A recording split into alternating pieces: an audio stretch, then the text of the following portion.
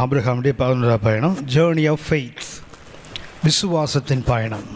பரலோகத்தை நோக்கி பயணம் செய்கிற பரிசுத்தவானுடைய வாழ்க்கையில் வருகின்ற 11ஆவது பயணம், விசுவாசத்தின் பயணம், ஜேர்னி ஆஃப் ஃபெய்த். ஆபிரகாம் வாழ்க்கையில் அவர் தொடங்கினதே விசுவாசத்தில் தான். எங்கே போகிறேன்னு தெரியாது, எப்படி போவேன்னு தெரியாது. கர்த்தர் அழைத்தார், விசுவாசத்தை தொடங்கினார். ஆனால் அவருடைய விசுவாசம் அங்கங்கே குறைவுள்ளதாகவே காணப்பட்டது. இந்த 11ஆவது பயணத்தில் தான் அது முழுமைப்படுகிறது. அதாவது ஈசாக்கை பலியிடுவதற்கு அழைத்து செல்கிறாரு. அந்த பயணம் தான் ஆபிரகாமை கர்த்தர் சொல்ல, இப்போது நீ என்னை விசுவாசிக்கிறவன், இப்போது நான் உன்னை குறித்து அறிந்திருக்கிறேன். தேவன் ஆபிரகாமை முழுமையாக அறிந்தது எப்போன்னு சொன்னால் இந்த 11ஆவது பயணத்தில் தான். அது விசுவாசத்தின் பயணம். ஆதியாகமம் 22ஆம் அதிகாரம் 1 முதல் 10 வரை உள்ள வசனங்களை நாம் கவனித்தோம். ஆபிரகாமுடைய 11ஆவது பயணம் விசுவாச பயணம். அதுக்கு நான் இன்னொரு பெயர் பயன்படுத்தினேன். அதுக்கு ஞாபகம் இருக்குதா? ஆபிரகாமுடைய கல்வாரி பயணம். விசுவாச பயணத்துக்கு இன்னொரு பேர் என்ன? ஆபிரகாமின் கல்வாரி பயணம். எப்படி நம்ம ஆண்டவராக இயேசு சிலுவையை சுமந்து கொண்டு அந்த மலை மேல் ஏறி போயிருப்பார், அப்படியே ஆபிரகாமும் தேவன் தனக்கு சொன்ன அந்த ஈசாக்கை அழைத்து கொண்டு கட்டைகள்லாம் பிளந்து கொண்டு அந்த கத்தி எடுத்துகிட்டு அந்த லைவ் கோல், அதாவது நெருப்பை கொண்டு போகிறார் இல்லையா, அது ஆபிரகாமுடைய கல்வாரி பயணம். இயேசுடைய பயணத்துக்கு ஒப்பானது. இந்த பயணத்துக்கு சமமான சங்கீதம் 110. அதில் முக்கியமாக நான் கவனிக்கிற வார்த்தை ஃப்ரம் த டெப்த்ஸ், ஆழங்களிலிருந்து. சங்கீதம் 130 மையக்கருத்து ஃப்ரம் த டெப்த்ஸ், ஆழங்களிலிருந்து. ஆபிரகாமுக்கு கர்த்தர் வாக்குத்தத்தம் பண்ணினார், இவனிடத்தில் உன் சந்ததி விளங்கும். ஆனால் அந்த ஈசாக்கை பலி செலுத்த சொல்லி கர்த்தர் கேட்கிறார். ஆபிரகாம் எந்தவித தடுமாற்றமும் இல்லாமல், எந்த தயக்கமும் இல்லாமல் ஈசாக்கை அழைத்து கொண்டு போகிறார் பலியிடுவதற்காக. ஆனால் அவருடைய உள்ளத்தில் அடித்தளத்தில் எவ்வளோ வேதனை இருந்தது யாருக்கும் தெரியாது. அவருடைய விசுவாசம் இருந்தது என்ன நம்பிட்டு, மரித்து போனாலும் இது ஈசாக்கிலிருந்து மறுபடியும் கர்த்தருக்கு ஒரு சந்ததியை உருவாக்க முடியும் என்று ஆபிரகாம் விசுவாசித்தார் என்று எபிரேயர் 11ஆம் அதிகாரம் 17 முதல் 19 வரை உள்ள வசனங்கள் நாம் வாசிக்கிறோம். வாக்கு தத்தங்களை பெற்றவன் மரித்தோரிலிருந்தும் என்ன செய்ய முடியும், தேவனுக்கு ஒரு சந்ததி எழுப்ப முடியும் என்று அவர் விசுவாசித்தான் போட்டிருக்கு.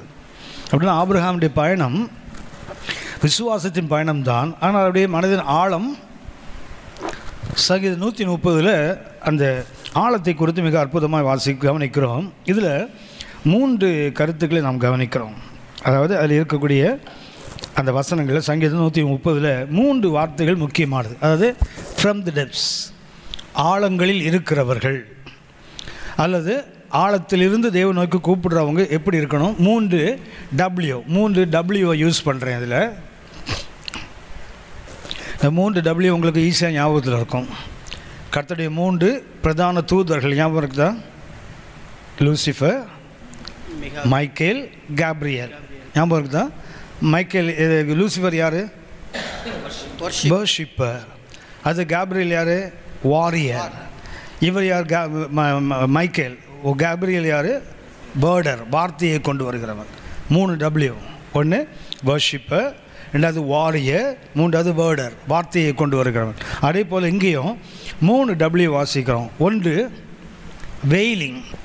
வெயிலிங் என்றால் அழுவது, ரொம்ப மனமுடைந்து அழுகின்ற, அதுக்கு கிரை என்ற அந்த ஆங்கிலத்தை பார்த்தீங்கன்னா இந்த சங்கீதம் 130 அந்த கர்த்தரை நோக்கி கூப்பிட்டேன் இருக்குது தெரியுங்களா?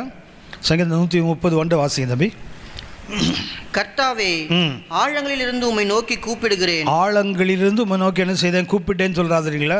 அந்த கூப்பிடுதலுக்கு ஆங்கிலத்தில் கிரை என்ற வார்த்தை. ஆழங்களிலிருந்து, கிரை என்றால் தமிழ் அப்படியே மொழிபெயர்த்து அழுதல். கிரை என்றால் கூப்பிடுவது. இன்னொரு வார்த்தை என்ன? வெயிலிங், அதாவது அழுகையோடு கண்ணீரோடு கர்த்தரை நோக்கி கூப்பிடுறது. 2வதாக வெயிட்டிங். இந்த சங்கீதம் 130 ஆழங்களில் இருக்கிற ஒரு மனிதன் செய்ய வேண்டிய 3 காரியங்கள். ஒன்று வெயிலிங். வெயிலிங் என்றால் கிரை, கூப்பிடு, அழு, சத்தமிடு, கண்ணீரோடு கூப்பிடு, அப்படி அர்த்தம். 2வதாக வெயிட்டிங், என்ன செய்யணும்? காத்திரு. 3வது வாட்சிங். 3 வார்த்தை. ஆயத்தத்தோடு இரு.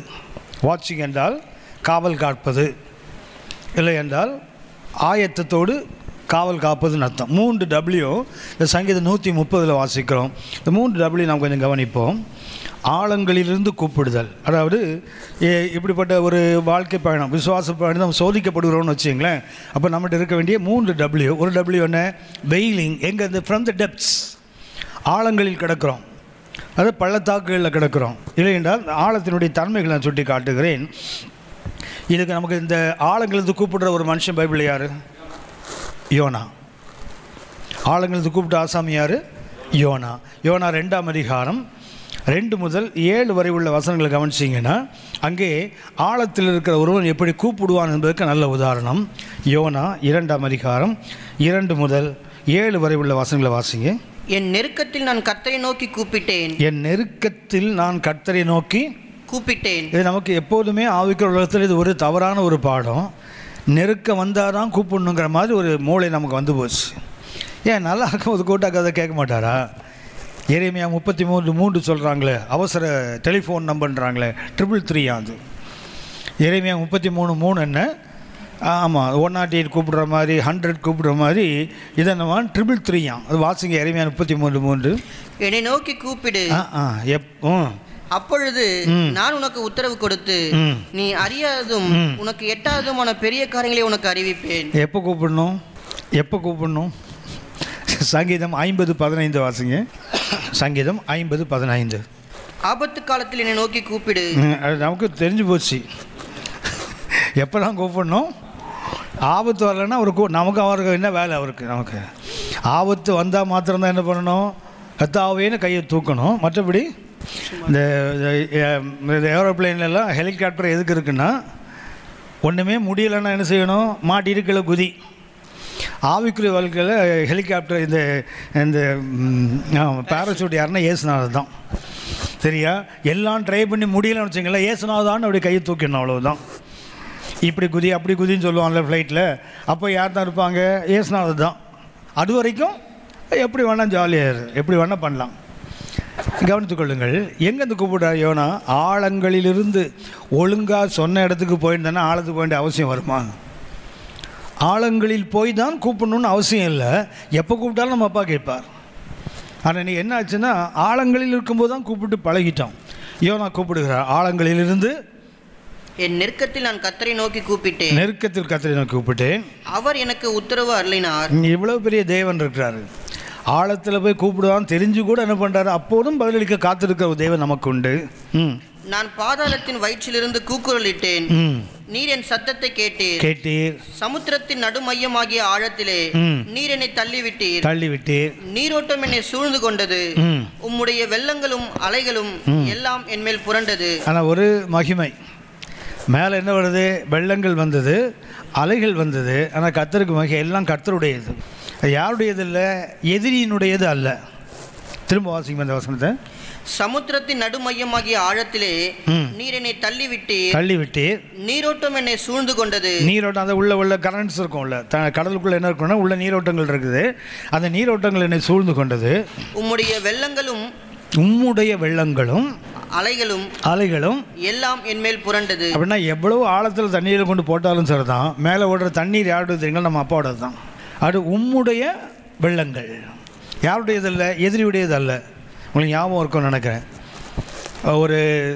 ஒரு மேரேஜ், இங்கிலாண்டில் ஒரு மேரேஜ் நடந்தது. ஒரு வில்லேஜ் மாதிரி உள்ள ஏரியாவில் ஒரு மேரேஜ் நடந்தது. திருமணம் முடிந்து அந்த பையன் பொண்ணை கூப்பிட்டுட்டு வழக்கமாக காரில் போவாங்களே, இவங்களுக்கு போட்டில் போனோம். ஏன்னா நிறைய அந்த வழியில் ஆறுகள்லாம் இருக்குது, தாண்டி போனோம். அந்த கூட போன பெண், கணவன், கூட உறவினர்லாம் அந்த போட்டில் போயிட்டு இருக்கும்போது என்ன பண்ணால், அப்போ தான் மேரேஜ் ஆகி வராங்க. ஹஸ்பண்ட் என்ன பண்ணான்னா, அந்த நியூலி வெட்டட் பாய் என்ன பண்ணான்னா, கோட்டு பாக்கில் கையை போட்டு துப்பாக்கி எடுத்தான். எல்லாம் பார்த்துட்டு இருக்கும்போது அப்படி ஒய்ஃப்க்கு நேரம் நீட்டுறான். புதுசாக மேரேஜ் ஆன பொண்ணு நேரம் நீட்டுறான். எல்லோரும் அலட்டாங்க, பாவி கல்யாணம் பண்ணின்னு அதுக்குள்ளே துப்பாக்கி தூக்கிட்டானே. ஆனால் அவன் மாத்திரம் கூலாக உட்காந்துருக்குறான். யார்? அது பெண் மாத்திரம். ஆனால் அவன் கேட்டான், துப்பாக்கியை பார்த்து உனக்கு பயம் இல்லையா? அவர் சொன்னால், துப்பாக்கி கொல்லக்கூடியது தான், ஆனால் இருக்கிறது என் கணவனோட கையில் இல்லை. துப்பாக்கி இருக்குதுன்னோ இருக்குது, ஆனால் அது என்ன செய்யும்? யார் கையில் இருக்குது? என்னை நேசிக்கிற என் கணவன் கையில் இருக்கும்போது அது எப்படி என்ன சுட முடியும்? வெள்ளங்களும் அலைகளும் நம்ம மேலே புரண்டு போகிறது. ஆனால் மகிமை அது யாருடைய வெள்ளம்? நம்ம அப்பாவோட வெள்ளம் தான். அந்த நினைவு வந்துட்டுன்னு வச்சிங்களேன், எத்தனை வெள்ளங்கள் எத்தனை ஆழங்களுக்குள்ளே போனாலும் இந்த வாட்டர்ஸ் இந்த கரண்ட்ஸ் எல்லாம் யாருடையது? எங்கள் அப்பாவுடையது. It won't cause any damage. எனக்கு என்ன செய்யாது ஏன்னா இது எங்கள் அப்பாவோடது இல்லையா? பவுல் சொல்லுவா தெரியுங்களா, பெரம்போடு வரட்டுமான்னு கேட்பார். என்ன பெரம்பு? அப்பா பெரம்பா வாத்தியார் பெரம்பா? வாத்தியார் பெரம்புக்கு அப்பா பெரம்புக்கு என்ன? வாத்தியாருக்கு ஒரே இது பையன் உருப்படணும், கை உடஞ்சா பரவாயில்ல. ஆனால் அப்பா பெரம்புன்றதுங்களா அடிக்கவும் அடிக்கணும், பையனுக்கு கையும் உடஞ்சிடக்கூடாது. வாத்தியார் அடித்தான்னா ஃபைட் டு ஃபினிஷ் அப்படி அடிப்பார். அப்பா அடிச்சுட்டு அப்படி எடுப்பார் பாருங்களேன். ஏன்னா பையன் கையில் அடிக்கவும் வேணும், எலும்பும் அப்படி எடுக்கிறான் இல்லையா? வெள்ளங்களும் அலைகளும் நம்ம மேலே வரலாம், ஆனால் யாருடையது? உம்முடைய வெள்ளங்கள். அதுதான் விசேஷம். அது நம்ம அப்பாவோட வெள்ளங்கள். ஒரு நமக்கு இன்றைக்கி ஆழங்கள் இருப்போம், இல்லை துன்பங்களை மேலே புரண்டு ஓடினாலும் கடலின் மையத்தில் இருந்தால் கூட சரிதான், மேலே ஓடுற ஆழங்கள் தண்ணீர் யாருடையது? நம்ம அப்பாவுடையது தான். அந்த நிச்சயம்தான் ஒரு கத்தோலிக்க பிள்ளைக்கு மிக மிக அவசியம். அப்படின்னா யோனா சொல்லுகிறார், மையத்திலிருந்து தொடர்ந்து வாசிக்க தம்பி. நான் உமது கண்களுக்கு எதிரே இராதபடிக்கு, நான் உமது கண்களுக்கு முன்னே இராதபடி தள்ளப்பட்டேன். ஆகிலும் இன்னமும் உம்முடைய பரிசுத்த ஆலயத்தை நோக்குவேன் என்று. என்ன பண்ணா, நீங்க என்ன தள்ளிட்டீங்க, ஆனாலும் எதுதான் பார்ப்பேன். எங்க உட்கார்ந்துருக்காரு அவர்? இப்போ எங்க உட்கார்ந்துருக்காரு? மீன் வயிற்றுக்குள்ளே இருக்கிறான். அதாவது வெளியே இருக்கும்போது கத்தோலிக்க ஆலயம் தெரியல, மீனுக்குள்ளே இருக்கும்போது ஆலயம் தெரியுது பாருங்களேன். நிறைய பேருக்கு மீன் வயிற்றுக்குள்ளே போனால் தான் சபைன்னு ஒன்று இருக்குன்னு தெரியும். மீன் வயிற்றுக்குள்ளே போகாத வரைக்கும் அவனுக்கு சபையும் தெரியாது, ஞாயிற்றுக்கிழமையும் வராது, அவனுக்கு சபையில் எந்த வேலையும் வராது. எப்போ வரும்னா வயிற்றுக்குள்ளே போன பிறகு அவனுக்கு ஜெருசலேமில் இருக்குது அவருடைய ஆலயம். இவன் எங்கே கிடக்கிறான் பாருங்களேன், அங்கே இவ்வளோ தூரத்தில் அசிரியாவில் கிடக்கிறான் கடலுக்குள்ளே. அங்கேருந்து எதை பார்க்குறான்னா, வெளியே இருக்கும்போது ஆலயத்தை பார்த்தா ஆழங்கள்லேருந்து ஆலயத்தை பார்க்க வேண்டிய அவசியமே இருக்காது. நான் எப்போதுமே சொல்லுவேன், ஆர்டினரியாக ஜெபம் பண்ணிகிட்டே இருக்கோம் தெரியுங்களா, நமக்கு எக்ஸ்ட்ராடினரி ப்ரேயருக்கு வாழ்க்கையில் வாய்ப்பே வராது. ரெகுலராக ஜெபம் பண்ணிகிட்டே இருக்கோம் தெரியுங்களா, அப்படிப்பட்டவனுக்கு என்ன செய்ய வேண்டியதில்லை, அர்ஜென்ட் ப்ரேயர்லாம் வரவே வராது. வரும், அர்ஜென்சி வரும், ஆனால் அவன் ஜெபம் என்ன பண்ணாது, அர்ஜெண்ட்டாக மாறாது. தானியேல் ஒவ்வொரு நாள் என்ன பண்ணுறான், எருசலேம் பலகணியை திறந்து ஜெபம் பண்ணார் இல்லையா? இப்போ சிங்க கவிகளுதி போட்டான் தெரியுங்களா, அவன் ஜெபம் பண்ணலை. சிங்கத்து வாயிலிருந்து என்னை தப்பியும் ஆண்டவரே அப்படிலாம் அவன் ஜெபம் பண்ணலை. அவன் பாட்டு கூலாக உட்காந்துருக்கான். என்ன சொல்கிறான், ராஜாவே உமக்கு முன்னாடியும் சரி தேவனுக்கு முன்னாடி எந்த நீதி கேடும் செய்யலையே. கவனித்துக் கொள்ளுங்கள், அவன் ரெகுலர் ப்ரேயர் வாரியர். அவனுக்கு என்ன வேண்டியதில்லை, அர்ஜென்ட் ப்ரேயருக்கு வாய்ப்பு வருது, ஆனால் அவன் ஜெபிக்கலை. ஆனால் பாருங்கள், ஜெபிக்காமலே கத்து சிங்கத்தின் வாயை கட்டினார், ஜெபிக்காமலே எதிரி உள்ள தள்ளிப்போட்டு கொண்டார்ல. அந்த ரெண்டுக்கும் தானியேல் என்ன செய்யலை, ஜெபிக்கலை. ஸோ அர்ஜென்சி வந்தது, ஆனால் அவன் ஜெபிக்கலை. ஏன்னா is a regular prayer warrior. எப்போ தெரியுமா அந்த அர்ஜென்ட் ப்ரேயர் வரும், எப்போ எமர்ஜென்சி ப்ரேயர் வரும்னா ரெகுலராக ஜெபம் பண்ணாதவனுக்கு தான். ஒழுங்காக ஜெபம் பண்ணிட்டு இருக்கிறவங்களுக்கு என்ன வேண்டியதில்லை, பிரச்சனைகள் வரும், அதே அர்ஜென்சி இவங்களுக்கும் வரும். ஆனால் இவன் அதுக்கு, ஏன்னா இவன் ரெகுலராக ஜெபிக்கிறவன் இல்லையா, அவன் அதுக்கு ஜெபம் பண்ணலை, அவன் பாட்டுக்கு வழக்கமாக ஜெபம் பண்ணிட்டு இருக்கிறான். கர்த்தர் விடுதலை கொடுத்தார் இல்லையா? ஆனால் இவர் எங்கே, மீனின் வயிற்றில் இருக்கும்போது அவருக்கு என்ன தெரியுது, பரிசுத்த ஆலயத்தை நோக்குவேன். நீங்கள் தள்ளிச்சிங்க, ஆனாலும் என்ன பண்ணுவேன், உன் கோயிலுக்கு தான் வருவேன். அடுத்தது, தண்ணீர்கள் பிராணபரியந்தம் என்னை நெருக்கினது, ஆழி என்னை சூழ்ந்தது, கடற்பாசி என் தலையை சுற்றி கொண்டது, பர்வதங்களின் அடிவாரங்கள் பரியந்தமும் இறங்கினேன். பூமியின் தாழ்பால்கள் என்னென்றைக்கும் என்னை அடைக்கிறதா இருக்கிறது. ஏன்னா பூமிக்குள்ள போட்டு ஒரு லாக் பண்ண எப்படி இருக்கும், அப்படி இருந்தாராம் உள்ள. ஆனாலும் என் தேவனாகிய கர்த்தாவே, நீர் என் பிராணனை அழிவுக்கு தப்புவித்தீர். என் ஆத்துமா என்னில் தொய்ந்து போகையில் போடுங்க. ஆனாலும் என் ஆத்துமாவை நீங்க என்ன பண்ணீங்க, தப்பு வித்தேன். கவனித்துக் கொள்ளுங்கள், இன்றைக்கி நம்ம ஆழங்களில் ஒருவேளை போவோம்னா என்ன செய்யணும், முதல்ல வெயிலிங். உங்களுக்கு இருதயத்தின் திரையை என்ன செய்யணும், கொஞ்சம் கிழித்து கொண்டு கர்த்தரை நோக்கி என்ன செய்யணும், புலம்பி ஜெபித்தால் கண்டிப்பாக பதில் உண்டு. இந்த ஆழம் என்பதற்கு எபிரேய மொழியில் 4 வார்த்தைகள். ஆழம், இந்த ஆழம் இருக்கு இல்லையா, இந்த ஆழத்தை பற்றி 4 வார்த்தைகள். ஒன்று யோபுவின் புஸ்தகம் 28ஆம் அதிகாரம் 14ஆம் வசனம். யோபு 28:14. ஆழமானது அது என்னிடத்தில் இல்லை என்கிறது. ஆழம் என்பதற்கு பயன்படுத்தி எப்படி வார்த்தை, தெஹோம். தெஹோம் என்ற ஒரு வார்த்தை. ஆழம் என்பதற்கு பயன்படுத்திய இந்த வார்த்தை TEHOM, தெஹோம்.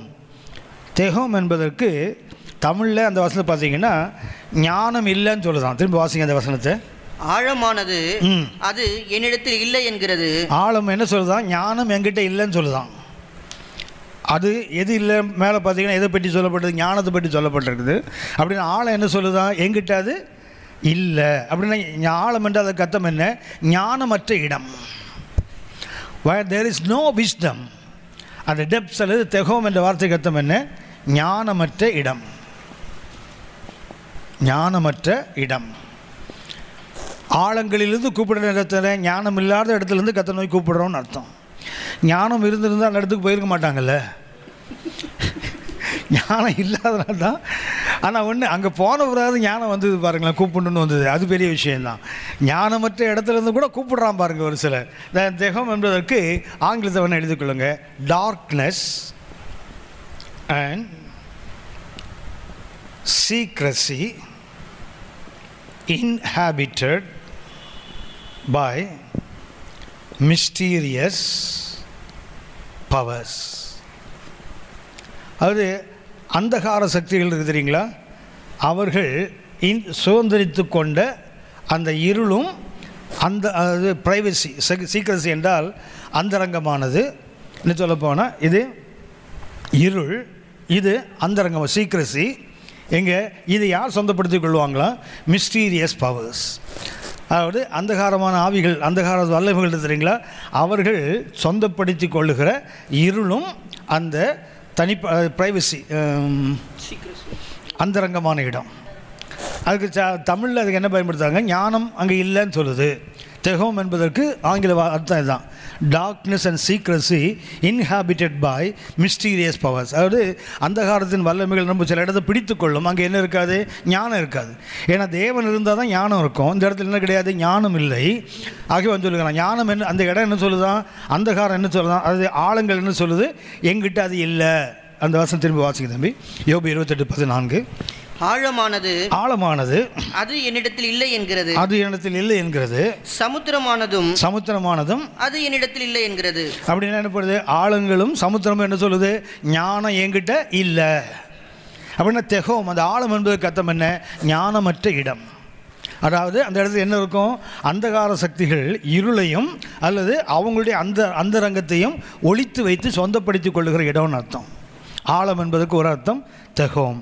அடுத்தது ஆழம் என்பதற்கு ரெண்டாவது ஏசாயா 7:11. ஏசாயா 7:11. நீ உன் தேவனாகிய கர்த்தரிடத்தில் ஒரு அடையாளத்தை வேண்டிக்கொள். நீ உன் தேவனாகிய கர்த்தரிடத்தில் ஒரு அடையாளத்தை வேண்டிக்கொள். ஆகாசராஜ்ட்ட சொல்றார் ஏசாயா, நீ என்ன பண்ணு? உன் தேவனாகிய கர்த்தர் ஒரு அடையாளத்தை கேட்டுக்கொள்.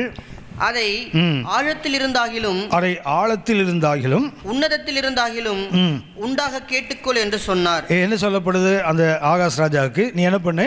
கர்த்தரிடத்தில் அடையாளத்தை கேட்டுக்கொள். எங்கிருந்து கேட்டுக்கொள்? உன்னதத்தில் இருந்தாகிலும் அல்லது ஆழங்களில் இருந்தாகிலும். இந்த ஆழத்துக்கு பயன்படுத்துகிற எபிரேய வார்த்தை ஆமெக். சங்கீதம் 130 வாசிக்க வந்தீங்கன்னா ஆழங்களில் இருந்து, அதில் இந்த வார்த்தை தான் பயன்படுத்தப்படுகிறது. ஏசாயா 7:11 அந்த வார்த்தை இருக்குது. அதுக்கு இன்னும் சொல்ல போனால் எபிரேய மொழியில் முன்னாடி என்ன பண்ணுவாங்க? ஒரு MA சேர்ப்பாங்க, மா ஆமெக் என்று பயன்படுத்துவாங்க. ஆனால் பொதுவாக பயன்படுத்தும் போது ஆமெக் என்ற வார்த்தை. உதாரணமாக இந்த மா ஆமெக் என்பது ஏசாயா 51:10 கொஞ்சம் வாசித்து பாருங்கள். ஏசாயா 51:10. ஏசாயா 51:10. மகா ஆழத்தின் தண்ணீர்கள் ஆகிய சமுத்திரத்தை வற்றி போக பண்ணினதும் மீட்கப்பட்டவர்கள் கடந்து போக கடலின் பள்ளங்களை வழியாக்கினதும் நீதான் அல்லவோ. அந்த மகா ஆழம், ஆழம் அல்ல, மா ஆமெக் என்றால் ஆழம் அல்ல, மகா ஆழம். அதே போல எசேக்கியேல் 27:34. எசேக்கியேல் 27:34 வாசிங்க. எசேக்கியேல் 27:34. நீ சமுத்திர திசைகளினாலே ஆழங்களில் உடைக்கப்பட்ட போது, அந்த அதுலேயும் இந்த மா ஆமெக் என்ற வார்த்தை தான் பயன்படுத்துகிறாங்க. மா ஆமெக் என்றால் என்ன? மகா ஆழம். இந்த தமிழில் மகா இல்லை, ஆனால் அதில் பயன்படுத்துகிற எபிரேய வார்த்தை என்ன? மா ஆமெக். அதே போல் சங்கீதம் 130 தெரியுங்களா? வாசிக்கல 31 வாசிக்கல ஆழங்களில் இருந்தல்ல, மகா ஆழங்கள் தான், மா ஆமெக் தான். சரி, இந்த ஆமெக் என்பதற்கு அதுக்கு அர்த்தம் என்ன? Profound make. அதுக்கு ஆங்கிலத்தம் என்ன? profound to make. அதாவது உருவாக்குவதற்கு கொஞ்சம் கடினமானது சொல்ல போனால் எளிதாக அடைய முடியாததுன்னு அர்த்தம். profound to make என்றால் அர்த்தம் என்ன? எளிதாக அடையக்கூடாதது, முடியாதது. தமிழில் பார்த்தீங்கன்னா அதுக்கு ஆழமான அறிவு, ப்ரொஃபவுண்ட் டு மேக் என்பதற்கு அர்த்தம் என்ன? ஆழமான அறிவு. என்ன ஏசாவுக்கு சொல்லப்படுகிறது? நீ கர்த்தருடைய ஒரு அடையாளத்தை கேட்டுக்கொள். அது எங்கே? உன்னதத்தில் இருந்தாகிலும் ஆழங்களில் இருந்தாகிலும் கேட்டுக்கொள்ளும் போட்டிருக்கு இல்லையா? அந்த ஆமெக் என்பதற்கு இங்கே அடையாளம் என்னவென்றால், எங்கேருந்து கேட்க சொல்கிறார் கர்த்தர்? உன்னதத்தில் இருந்தால் கர்த்தரிலிருந்து கேட்டுக்கோ. அடுத்தது என்ன? ஆழங்களிலிருந்து என்ன கேட்க சொன்னார்? கர்த்தர்ட்ட ஒரு அடையாளத்தை கேள். இந்த ஆகாஷ்ராஜ் எப்படிப்பட்டவன் சொன்னால், ரொம்ப திறமையான பிரில்லியன்டான ஆள். இவன் என்ன செய்கிறான்? சீரியா நாட்டுக்கு போகிறான். சீரியாவுக்கு போன பிறகு அங்குள்ள ஆலயங்களை பார்க்குறான். அந்த ஆலயத்தில் பெரிய பலிபீடங்கள் இருக்குது. அந்த பலிபீடத்தை பார்த்தோன்னே இவனுக்கு ரொம்ப இன்ட்ரெஸ்ட் ஆகிட்டாங்க. ஏன்னா அவ்வளோ ஒரு நல்ல ஒர்க்கு, நிறைய வேலைகள் நிறைஞ்சதாக இருக்கணும், நுணுக்கங்கள் நிறைஞ்சதாக இருக்கணும். அதை பார்த்துட்டு என்ன பண்ணான் தெரியுங்களா? அவன் அங்கேருந்து என்ன பண்ணுறான்? அவன் சீரியாவில் தான் இருக்கிறான். ஆனால் அந்த பிளான் இருக்குது தெரியுங்களா? இஸ்ரேலுக்கு அனுப்பிட்டான். ஒருவேளை ஸ்கேன் பண்ணி அனுப்புனான்னு இன்னும் தெரியல. ஆள் அங்கே இருக்கிறான். ஆனால் ப்ளூ பிரிண்ட் எங்கே வந்துட்டு? இங்கே வந்துட்டு. அவன் ஊரில் உள்ள கில்லாடிங்களை பாருங்களேன். இவன் அங்கேருந்து இங்கே வர்றதுக்குள்ளே அப்படியே இங்கே செய்துட்டான். பார்க்காமலே ப்ளூ பிரிண்ட்டை வச்சுட்டு அவன் எங்கே பார்த்தானோ அதை இங்கே செய்துட்டான் பாருங்களேன். மோசே மலையில் கர்த்தர் காட்டினதை பார்த்தாரு. ஆனால் இங்கே செய்தது யார்? பெசலேயேலும் அகோலியாவும். அவனுக்கு என்ன கொடுக்கப்பட்டது? ஞானம் கொடுக்கப்பட்டது, விசேஷித்த அபிஷேகம் கொடுக்கப்பட்டது. ஆகினால அங்கே அவர் பார்த்தது, அவர் செய்தது இவன். முடிக்கும்போது பார்த்திங்கன்னா மோசைக்கு காண்பிக்கப்பட்டபடியே செய்திருந்தாங்க. ஒவ்வொன்றையும் பார்த்திங்கன்னா அப்படியே இப்போ இவங்க பார்க்கவே இல்லை. அப்படின்னா அவன் அங்கே பார்ப்பதை இங்கே வந்து அவன் எக்ஸ்பிளைன் பண்ணியிருக்கணும். ஆனால் அதை புரிஞ்சுக்கிறான் பாருங்களேன்.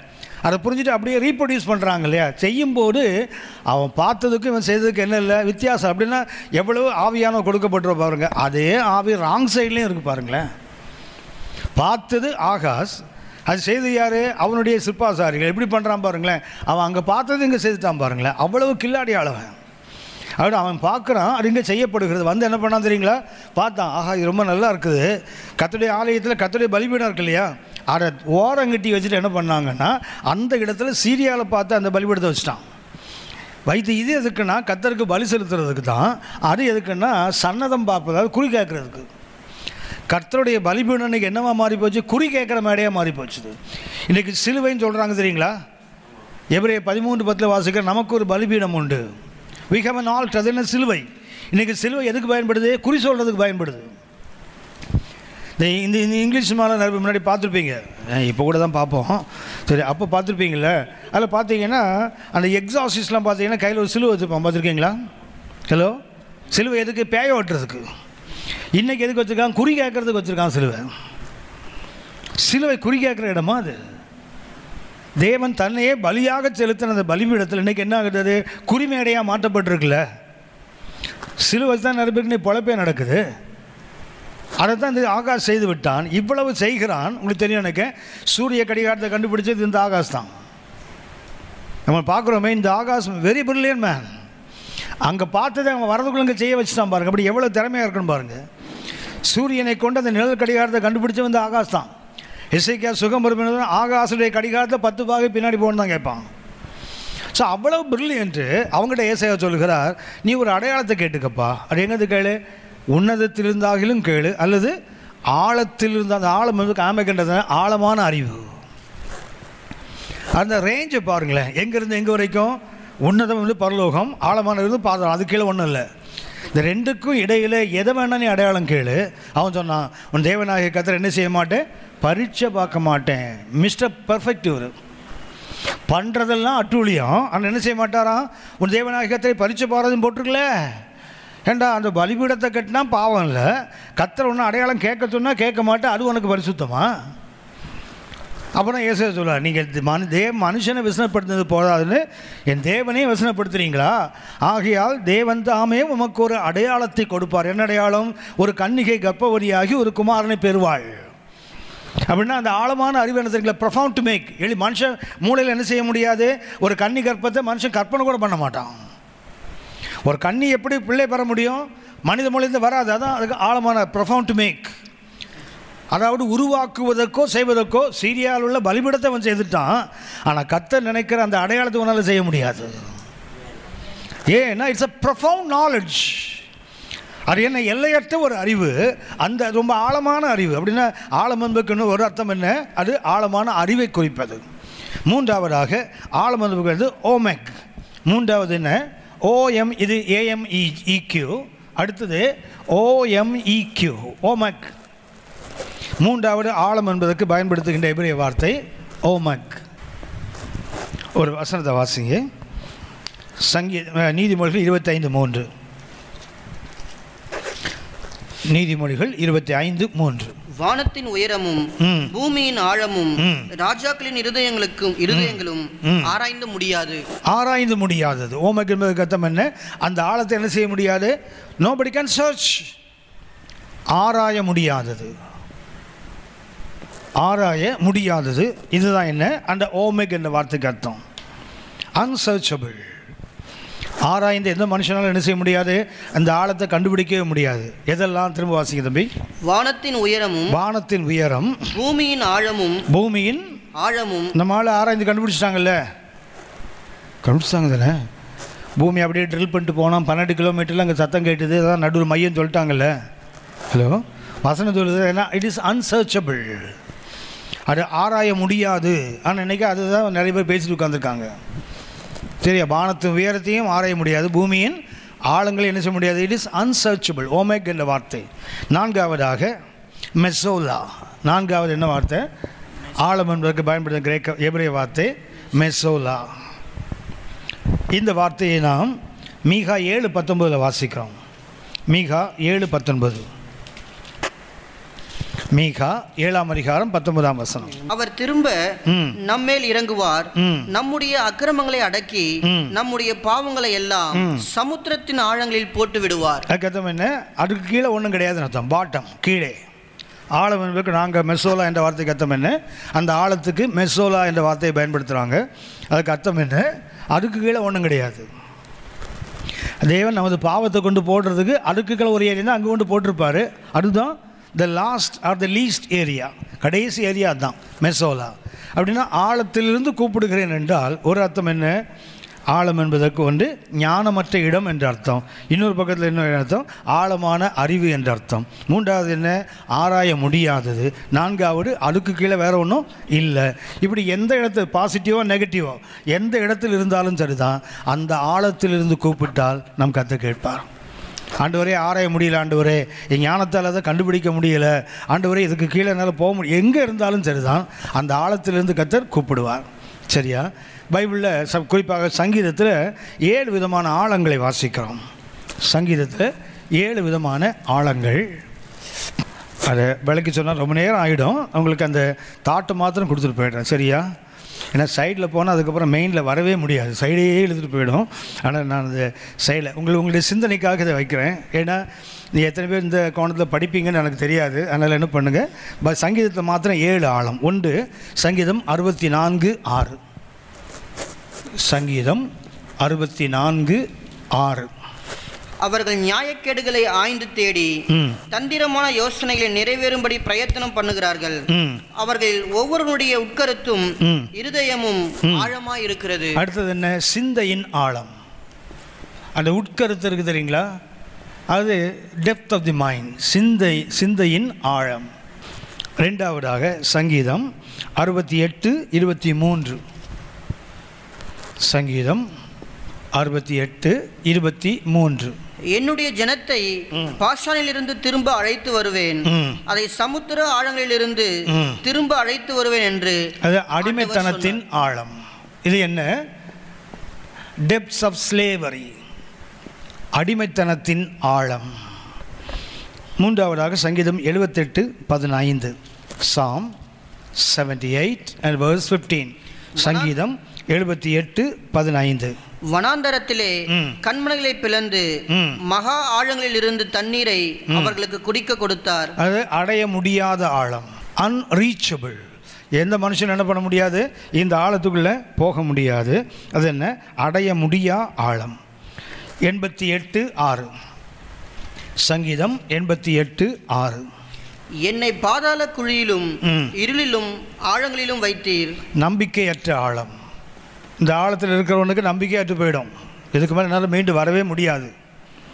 அடுத்தது சங்கீதம் 106:9.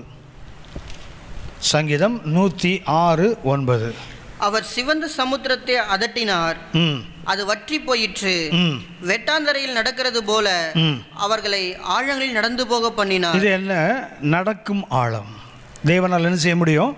எந்த ஆழத்திலும் நமக்கு அதை வெறுமையாக்கி நம்ம நடக்க வைக்கின்ற ஆழம், நடக்கும் ஆழம். அடுத்தது சங்கீதம் 107, சங்கீதம் 107 24.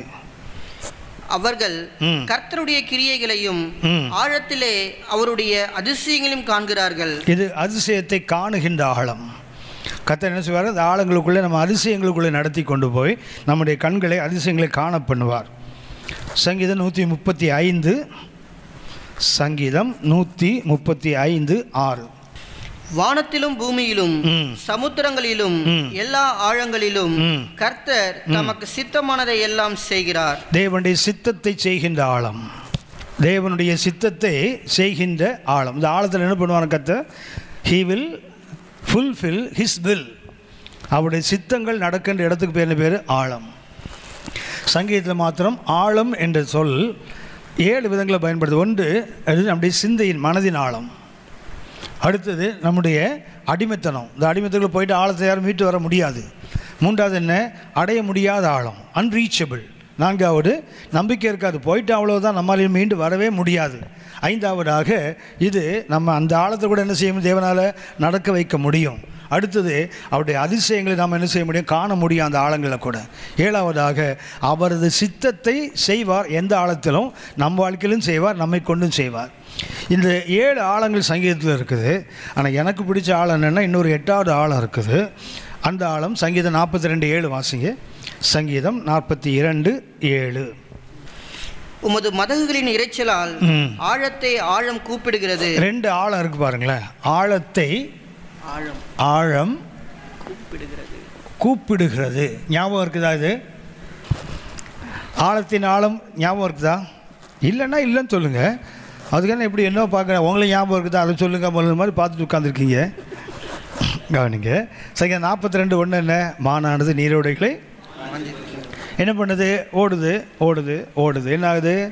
பாலைவனத்தில் தூரத்தில் பார்த்தா என்ன இருக்குது? தண்ணீர் இருக்க மாதிரி. கிட்ட போனால் தண்ணீர் இல்லை, ஏற்கனவே தாகம். இப்போ என்ன ஆகுது? ஓடுதுன்னா தாகம். இந்த ஓட ஓட என்ன ஆகும்? தாகம் அதிகரிக்குது. அப்போ என்ன ஆகுது? எல்லாம் கேட்குறான், உன் தேவன் எங்கே? இது வேற ஒரு கேள்வி.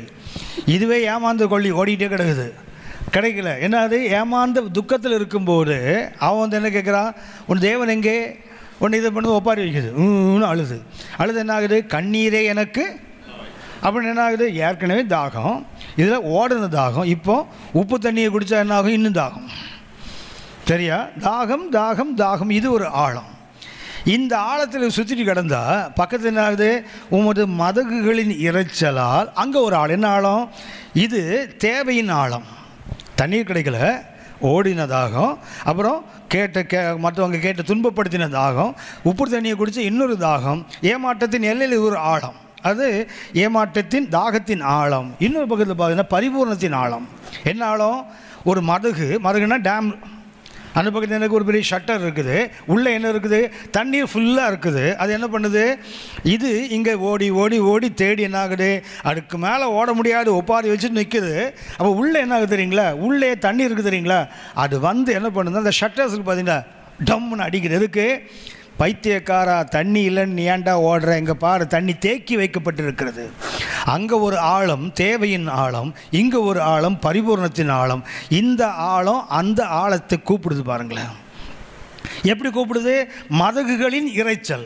இங்கே தண்ணி ஃபுல்லாக இருக்குது டேமில். இது என்ன பண்ணுது? அலைகள் வந்து தண்ணியில் அடிக்கும்ல, அந்த உடன் போர்ஷன் இருக்குது பார்த்தீங்களா? அதில் அடிக்கும்போது சத்தம் வருது தெரியுங்களா? இந்த சத்தம் என்ன பண்ணுதுன்னா, இந்த ஆழம் வெளியே ஒரு ஆழம் இருக்குது பார்த்தீங்களா? ஓடி நாடி தேடி ஏமாந்து உப்பு தண்ணியை குடிச்சு கிடக்கல, இதை கூப்பிடுது பாருங்களேன். அப்படின்னா இதில் எந்த ஆழத்தில் நாம் இருந்தாலும் சரி தான், இந்த ஆழத்தை தாண்டி அவருடைய ஆழம் நம்ம கூப்பிடும். ஆழத்தை ஆழம் கூப்பிடுகிறது. இந்த அனுபவம் கண்டிப்பாக கிடைக்கும் ஆழத்திலிருந்து நாம் அவர் நோக்கி கூப்பிட்டார். ஆமென். அப்படின்னா 130 கண்டு முதல் பாடம் என்ன? ஆழத்திலிருந்து கூப்பிடுகிற அனுபவம். முதல்ல எனக்கு வந்துட்டோம். ஆழம் என்றால் என்ன? 4 கருத்துக்கள். அடுத்தது ஆழத்தின் தன்மைகள் என்ன? 7 தன்மைகள். ஆனால் இந்த ஆழத்தையும் கூப்பிடுகின்ற ஒரு ஆழம் இருக்கு. ஆழத்தை ஆழம் உமது மதகுகளின் இறைச்சலால் ஆழ என்ன பண்ணுது? இங்கே வா, நீ ஏன் அங்கே தேடுற? ஏசாயா 55:2. ஓ தாகமாக இருக்கிறவங்களே வாங்க. ஏன் உன்னை திருப்திப்படுத்தாத, உன்னை தாகத்தை தீர்க்காத ஏன் சாப்பிட்டு நீ ஏன் காசு செலவு பண்ணி ஏன் வீணாக போகிற? வா, இலவசமாக நான் கொடுக்குறேன்னு கூப்பிடும் தெரியுங்களா? அந்த சத்தம். அப்படின்னா ஆழம் இன்றைக்கு நம்மகிட்ட இருக்குது. அவிடத்திலும் ஒரு ஆழம். நம்முடைய ஆழம் என்ன? வெறுமையின் ஆழம். அவற்றது என்ன? முழுமையின் ஆழம். அந்த ஆழம் என்ன பண்ணுது தெரியுங்களா? மதுகளில் மோதுது. சத்தம் உண்டாகும்போது இந்த மான் என்ன பண்ணும்? ஓ, இங்கே ஒரு சத்தம் கேட்குதுல்ல, போய் பார்ப்போமே அப்படின்னா ஆழத்தை கூப்பிடுகின்ற ஒரு ஆழம் உண்டு. நீங்கள் நான் என்ன விசுவாச பயணத்தில் போகும்போது நம்ம வாழ்க்கை இப்படிப்பட்ட ஆழங்கள் வரும். இந்த ஆழங்கள் வரும்போது என்ன பண்ணக்கூடாது? சோர்ந்து போயிடக்கூடாது. என்னை கூப்பிடுகின்ற ஒரு ஆழம்னு இருக்குது, அது பரிபூர்ணத்தின் ஆழம். அந்த ஆழம் என்னை கூப்பிடும். அந்த நம்பிக்கை இருந்தால் போதும். அதுக்கு தானே வெயிலிங் என்று சொன்னேன் தெரியுங்களா? முதல் டபிள்யூ என்ன? Cry, wailing. கூப்பாடு போடு, கண்டிப்பாக அவர் பதில் கொடுப்பார். ரெண்டாவது என்ன தெரியுங்களா? கூப்பிட்டாரு. அடுத்தது என்ன? 5ஆம் வசனம் வாசிங்க, கவனித்துக் கொள்ளுங்கள். அந்த க்ரைன்னு இருக்குது தெரியுங்களா? அதில் சங்கீதம் 130:1 என்ன வார்த்தை இருக்குது? வாசிங்க. ஆழங்களிலிருந்து உம்மை நோக்கி கூப்பிடுகிறேன். அந்த கூப்பிடுகிறேன் ஆங்கில க்ரை இது தெரியுங்களா? அதுக்கு என்ன? காரா. எபிரேய சொல் என்ன? காரா. இது QARA. ஆனால் உச்சரிக்கும் போது காரா, காரா அப்படிதான் இது உச்சரிக்கணும். சரியா? அப்படி கூப்பிடுதல் என்ன? காரா. அதுக்கு அர்த்தம் என்ன? கூப்பாடு போடுன்னு அர்த்தம். ஒன்றைய ஆழத்தை தீர்ப்பதற்கு ஒரு ஆழம் காத்து இருக்குது. என்ன பண்ணு? அவர் கூப்பிடுறாருல்ல, அப்போ நீ என்ன பண்ணு? நீயே அவர் நோக்கி கூப்பிடு, அவ்வளோதான். அடுத்தது என்ன? 5ஆம் வசனம் வாசிங்க. கர்த்தருக்கு காத்திருக்கிறேன். அடுத்தது என்ன? முதல்ல கதறுதல், அதுதான் வெயிலிங். அடுத்தது என்ன? காத்திருத்தல். ஹலோ, அடுத்த வார்த்தை என்ன? காத்திருத்தல். இந்த கதறுதலுக்கு எபிரேய வார்த்தை என்ன? கதறுதல் எழுதி போட்டேன் க்ரைக்கு காரா, காரா. அடுத்தது அந்த காத்திருத்தல் இருக்குதுல்ல, வெயிட், அது வெயிட்டிங், காவா. சரியா? இது நமக்கு மறக்கவே மறக்காது. காவா நமக்கு மறக்காது இல்லை? வீட்டுக்கு வீடு சண்டையே காவா சண்டை தானே.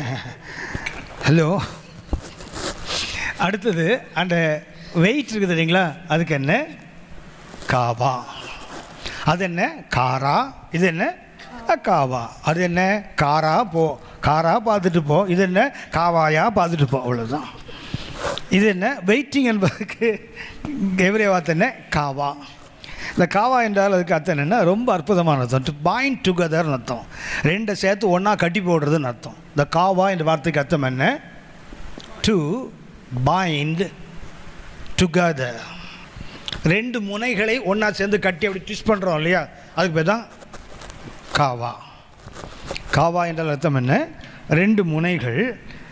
இது இப்படி வச்சா கூட மறக்காது. காவாக்கு ரெண்டு பக்கம் இருக்குல்ல? இருக்கா? ஆமாம். பேங்க்குன்னு சொல்கிறாங்களே, பேங்க்னா என்ன? பேங்க்னா என்ன? ரெண்டு கரை. பேங்க்ஸ் ஆஃப் ரிவர்னு என்ன அர்த்தம்? ஒரு நதியில் ரெண்டு கரைகள். அதுபோல் காவா என்றால் என்ன? சாக்கடை ஓடக்கூடிய ரெண்டு பக்கம் கரைகள். சரியா? இந்த ரெண்டு கரைன்னு ஒன்றா சேராதில்ல? சரிம்மா, ரெண்டு பக்கம் சேர்ந்தால் காவா இருக்காதில்ல? ஆனால் இந்த காவா என்ற வார்த்தைக்கு அர்த்தம் என்ன தெரியுங்களா? ஒரு முனை இன்னொரு முனை ரெண்டையும் இணைத்து ட்விஸ்ட் பண்ணுறான் தெரியுங்களா? அது டு பைண்ட் டுகெதர். அது காத்திருத்தல். அதுக்கு அர்த்தம் என்ன? அப்படியே பார்த்துட்டு உட்காந்துருக்கிறதில்ல, ஒரு முனை இன்னொரு முனையோடு என்ன ரெண்டு த்ரெட் எடுத்து வச்சிங்களேன், ஒன்றோடு ஒன்று சேர்த்து கட்டி அப்படி முறுக்குறாங்க தெரியுங்களா? அதுக்கு பேர் தான் காவா. அப்படின்றதுக்கு அர்த்தம் என்ன? ஒரு பக்கத்தில் யார்? தேவன். ஒரு பக்கத்தில் யார்? மனிதன். ரெண்டு பேர் என்ன பண்ணு? அப்படி இணைச்சி ட்விஸ்ட் பண்ணு. அதுக்கு பேர் தான் காவா. காத்திருத்தல் என்றால் அதுக்கு அர்த்தம் என்ன? அப்படியே உட்காந்து பார்த்துட்டு இருக்கிறதில்ல. என்ன பண்ணோம்? நாம் ஒரு முனை, இன்னொரு முனை யார்? தேவன். என்ன செய்யணும்? நமது இருதயத்தை அவரை நோக்கி எழுப்பி அவருடைய இருதயத்தை என்ன பண்ணணும்? போயிட்டு ஒரு முடி போட்டு முறிக்கிற வேண்டியது, அவ்வளோதான். அதுக்கு பேர் தான் பேர் வெயிட்டிங். என்றால் சும்மா அப்படியே உட்காந்துட்டு இருக்கிறதில்ல. சரியா? சில பார்த்தீங்கன்னா 5 மணிக்கு ஒரு இடத்துல ஒன்று கொடுக்குறாங்கன்னு வச்சிங்களேன், இது மத்தியானம் 3 மணிக்கு போய் உட்காந்துருக்கோம். சரியா? முதல்ல ஆளாக உட்காந்துருக்கோம். வெறுத்து என்ன பண்ணு தெரியுங்களா? எப்போ வருவார் எப்போ வரும் பார்த்துட்டு ஒரு டீனா குடிச்சிட்டு வரலாம். பார்த்துருக்கீங்களா? அதுக்குள்ளே 3 பேர் வந்து உட்காந்துருப்பான். முதல்ல போனவர் இப்போ என்ன ஆகிடுவார்? 4வது ஆகிடுவார் இல்லையா? அப்புறம் பார்த்தீங்கன்னா இவனுக்கு அப்புறம் வந்து சொன்னால் நான் 2 மணிக்கே வந்துட்டு போனேன், வந்திருக்கவே மாட்டான். அடாவடி அடிப்பான் பாருங்களேன். நம்மால் பார்த்துருக்கீங்களா? சோதரேன் 32 பேருக்கு கொடுப்பான்னா இவன் 33வது ஆளாக நின்றுப்பான் முதல்ல போயிட்டு. நமக்கு என்ன காத்திருத்த நம்ம என்ன நினைக்கிறோன்னா அப்படியே தேவைன்னு உட்காந்துருக்குறது இல்லை. காத்திருத்தேன் தெரியுங்களா? அடுத்த பக்கத்தில் ஒரு மனம் இருக்குது தெரியுங்களா? அவரை நம்மோடு என்ன பண்ணோம், ஒரு முடி போட்டு சுற்றிட வேண்டியதுதான், எங்கேயும் அவர் மிஸ் ஆகக்கூடாது. இப்போ காத்திருத்தல் என்பது கத்தம் என்ன, வேலை இல்லாமல் பார்த்துட்டு இருக்கிறதல்ல. நான் என்ன செய்வேன், I have a set heart in mind.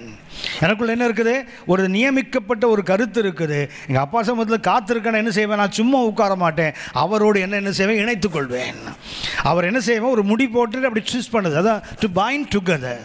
Waiting என்றால் சும்மா இப்போ அப்படியே பார்த்துட்டு உட்கார்ந்துருப்பது அல்ல. வெயிட்டிங் என்றால் காவா என்றால் to bind together by twisting. To bind together by twisting.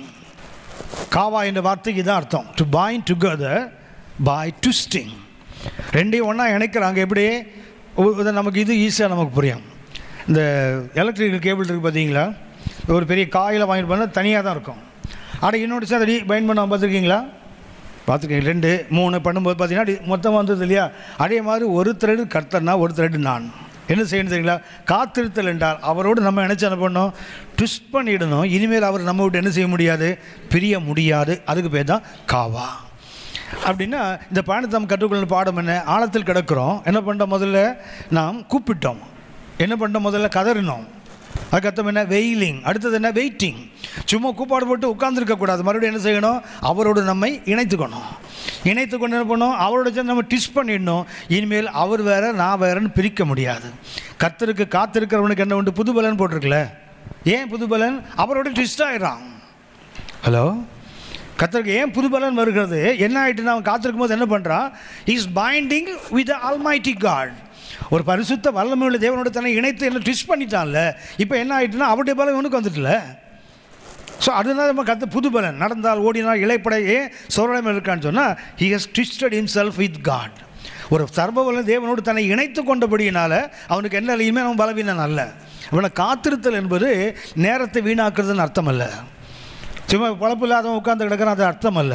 நான் யார், தேவனோடு என்னை இணைத்து கொண்டு அவரை இனிமேல் என்னை விட்டு என்ன செய்ய முடியாது, பிரிக்க முடியாது. அந்த அளவுக்கு நான் இணைத்துக் கொள்வது பேர் தான் காவா. இந்த காவாவுக்கு சில கருத்தில் சொல்லுகிறேன். சங்கீதம் 138 வாசிங்க. அவர் இஸ்ரவேலை சகல அக்கிரமங்களில் நின்றும் மீட்டுக் கொள்வார். அவர் சாரி சங்கீதம் 138 வாசிக்க, அவர் என்ன, இஸ்ரவேலை சகல அக்கிரமங்களில் நின்றும் மீட்டுக் கொள்வார். அப்போ அவனுக்கு என்ன இருக்குது தெரியுங்களா, அவரோடு தன்னை இணைத்துக் கொள்ளுகிறான். நல்ல வார்த்தை. காட் அட் ஒன் எண்ட், கர்த்தர் ஒரு பக்கத்தில், அடுத்தது human heart at the other end. ஒரு பக்கத்தில் யார், கர்த்தர், இன்னொரு பக்கத்தில் தேவன்.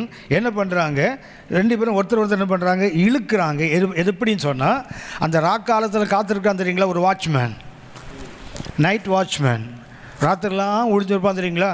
காலையில் எப்போ அடுத்த ஆள் வந்து நம்மளை வந்து அந்த ரிலீவ் பண்ணுவான், அவன் எப்படி பார்ப்பான், எப்படி அதுதான் அப்படி பார்ப்பான். என்ன பண்ணுவான், அப்படி எப்போ வருவான் காத்திருப்பான் இல்லையா, அப்படி காத்திருக்கணுமா தேவனுக்கு. அந்த வெயிட்டிங் என்ன, இணைத்து கொண்டு என்னை யார் ரிலீவ் பண்ண வருவாங்க அப்படி காத்திருக்கான் தெரியுங்களா, அதுக்கு பேர் தான் காவா. இதுக்கு சில கருத்துக்கள் எப்படி காத்திருக்கணும். 1 சங்கீதம் 62:1 வாசிங்க. சங்கீதம் 60. இந்த காவா எப்படி இருக்கணும், 1 வித் ஹோப்.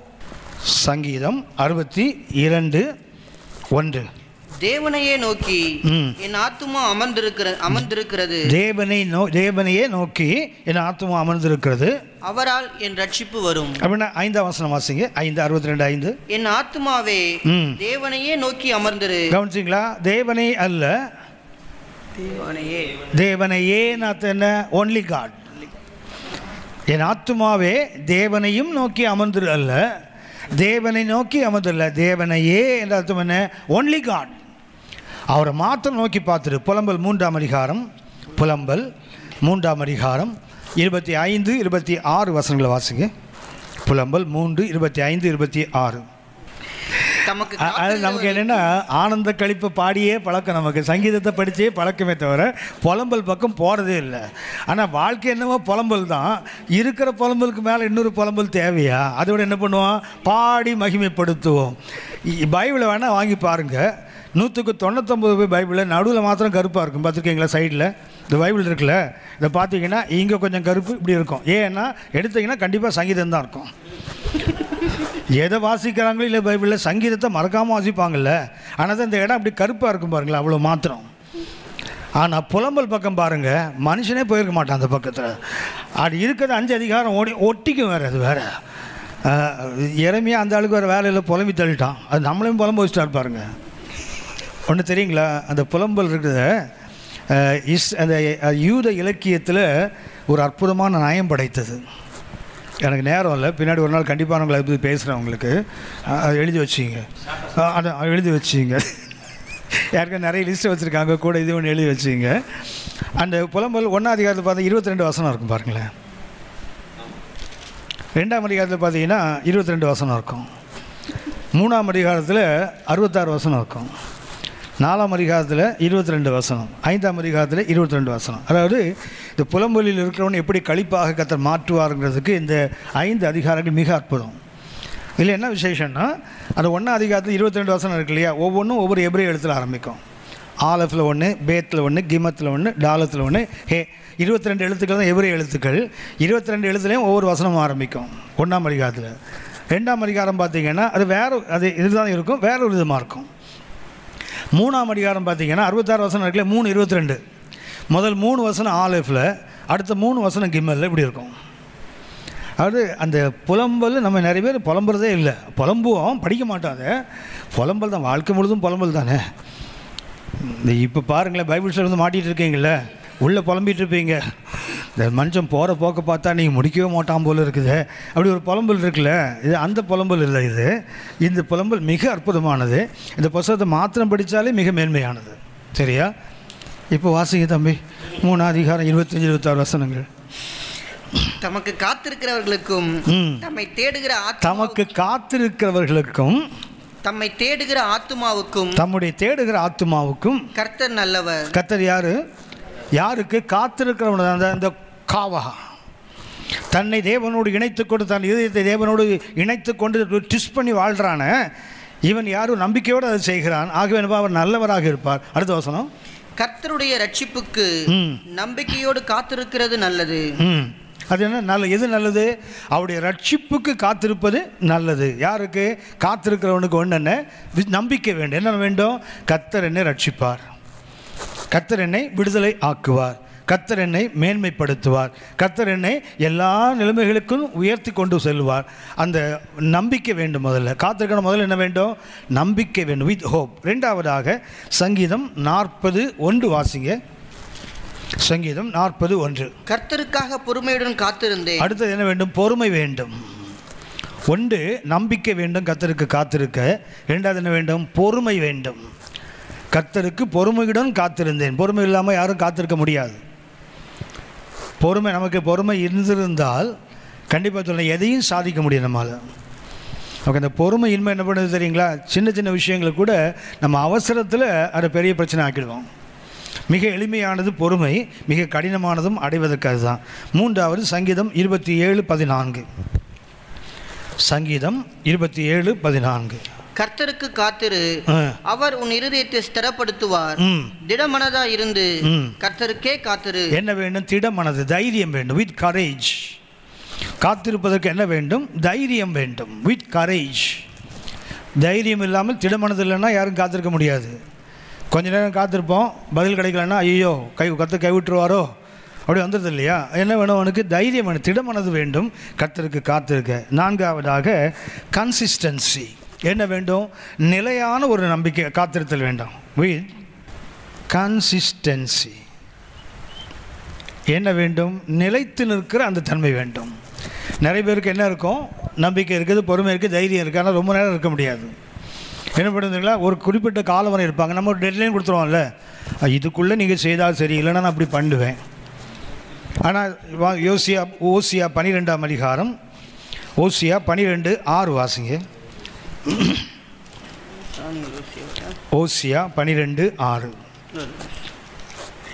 இப்போதும் நீ உன் தேவனிடத்தில் திரும்பு, தயவையும் நியாயத்தையும் கைக்கொண்டு இடைவிடாமல் உன் தேவனை நம்பிக்கொண்டிரு. எப்படி இடைவிடாமல் கன்சிஸ்டண்டாக, நிலையாக, இடைவிடாமல், வித் கன்சிஸ்டன்சி. எப்படி இருக்கணும்? இடைவிடாமல் நிலைத்து நிற்கிற. நமக்கு என்ன பண்ணணும்? கொஞ்ச நேரம் உறுதியாக இருப்போம். லூக்கா 18 நீங்கள் அறிந்திருப்பீங்கள். சோர்ந்து போகாமல் இடைவிடாமல் ஜெபம் பண்ணுங்க. நாம் ஜெபிப்போம், ஒரு குறிப்பிட்ட காலத்துக்கு அப்புறம் ஜெபிக்கிறத விட்டுருவோம். நான் ஏன் சொன்னேன்? சோர்ந்து போகாமல். அதுக்கு அர்த்தம் என்ன? கன்சிஸ்டன்சி. என்ன வேண்டும்? கர்த்தர் மேலுக்கு காத்திருக்கணும். என்ன வேண்டும்? அந்த இடைவிடாமல் கர்த்தர் மேலே காத்திருக்க அந்த நம்பிக்கை வேண்டும். 5ஆவதாக சங்கீதம் 69:3. நான் கூப்பிடுகிறதினால் இளைத்தேன், என் தொண்டை வறண்டு போயிற்று, என் தேவனுக்கு நான் காத்திருக்கையால் என் கண்கள் பூத்து போயிற்று. என்ன ஆச்சுது? With tears. கண்கள் பூத்து போகிற அளவுக்கு அது பார்த்து பார்த்து என்ன ஆகும்னா, எப்போ வருவார் கண்களே பூத்து போயிடுதான். அது கண்கள் பிளைண்ட் ஆகிற போகிற அளவுக்கு அப்படியே பார்த்துட்டே இருக்கிறான். அப்படின்னு அர்த்தம், கண்ணீரோடு. இந்த பாட்டு பாடுறாங்களே, எட்டி எட்டி உம்மை அண்ணாந்து பார்த்து கண் பூத்து போனதே. பாட்டு கேட்டிருக்கீங்களா? இதெல்லாம் கேட்காதீங்க சரியா? இந்த மாதிரி கெட்ட பாட்டெலாம் கேட்கக்கூடாது சரியா? ஆமாம், இந்த பாட்டு பழைய பாட்டு, எங்கள் பாஸ்டர் ரொம்ப விரும்பி பாடுற பாட்டு. சாலமின் ராஜா சங்கையின் ராஜே சாமி வாருமே, இந்த தாரணி மீதில் ஆளுகை செய்திட சடிதி வாருமே. ரொம்ப அற்புதமான பாட்டு. பழைய ஆட்கள்லாம் பாடுவாங்க இந்த பாட்டு. புதிய ஆட்கள்லாம் அந்த பாட்டை பாடுறதில்ல. பழைய பாட்டில் அதனால் இப்போ பாடுறதில்ல. ஆனால் பாடினா உடனே என்ன பண்ணுவான்? இது பழைய ஆள்டான்னு ஒரு முத்திரை குத்திடுவான்ல. நமக்கு வந்து தன்ன அது பண்ணணும்ல, அதுதான் இன்றைக்கி தேவை. நம்மளை பழைய ஆள் முத்திரை குத்தினா நம்மளை சேர்க்க மாட்டாகணும். அது சொல்லலாம். கன்வென்ஷனுக்கு போனாலே 4 பாட்டு பாடி ஜனங்களை அப்படி எழுப்பி விடணுமா? அதுதான் ஒரு கன்வென்ஷன் பிரசங்கியாரம். இந்த பாட்டு பாடினா இருக்குன்னு தூங்கிடுவான். சாலிமின் ராஜா சங்கையின் ராஜே வாருமே.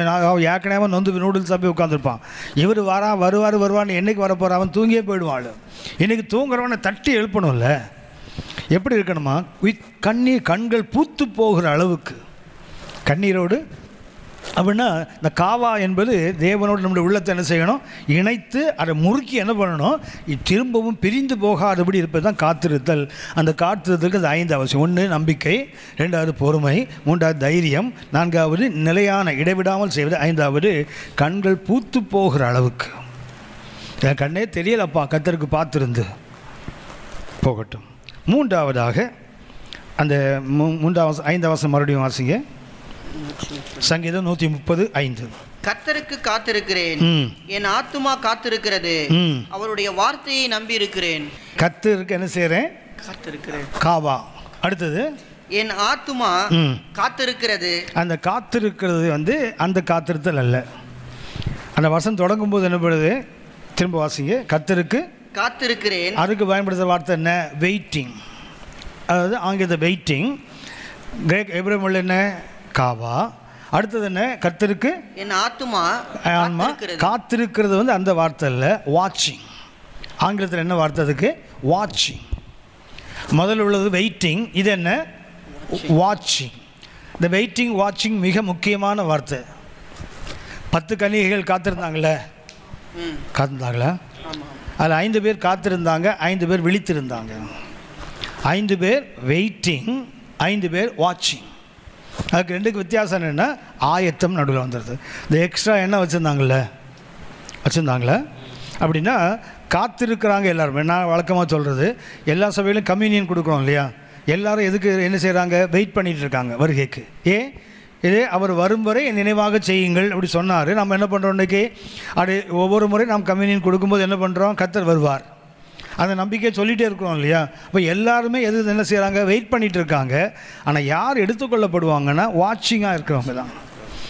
10 பேரும் வெயிட்டிங், அதில் 5 பேர் வாட்சிங். 10 பேர்ட்டையும் தீவெட்டி இருந்ததா? தீவெட்டினா என்ன? தீவெட்டி என்றால் தீவெட்டி. பந்தம் என்றால் தீவெட்டி என்றால் பந்தமா? தீவெட்டி என்றால் பந்தமான்னு கேட்டேன். இப்போ ஒரு பந்தம்னு ஒரு வார்த்தை கேட்டு அதான் கேட்டேன். பந்தம் என்றால் தீவெட்டி, தீவெட்டி என்றால் பந்தம் தானே. யோவான் 18ஆம் அதிகாரம். இதுதான் வம்பு, இந்த ஆள்கிட்ட வாயே விடக்கூடாது. யோவான் 18ஆம் அதிகாரம் 3-4 வசனத்தை வாசிங்க.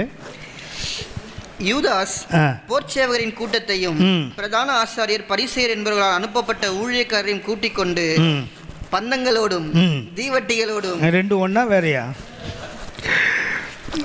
பந்தம் வேற, தீவட்டி வேற. அந்த பந்தம் என்பதுக்கு இங்கிலீஷில் பார்த்தீங்கன்னா லேண்டன். லேண்டன்டா க்ளோஸ்டு ஃப்ளேம். ஹரிக்கன் லேண்டன் சொல்கிறாங்க இல்லையா, அது என்னென்னா இப்படி ஒன்று ஒரு மூடி வச்சு ஒன்று வருது தெரியுங்களா.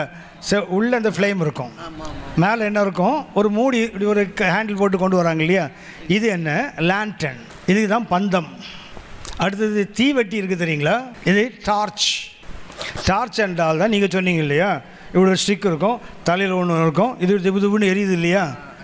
சரி, இது தீவெட்டி, இது லேண்டன். சரியா? இது என்ன, பந்தம். பந்தம். பந்தம் என்றால் க்ளோஸ்டு ஃப்ளேம்னு அர்த்தம்.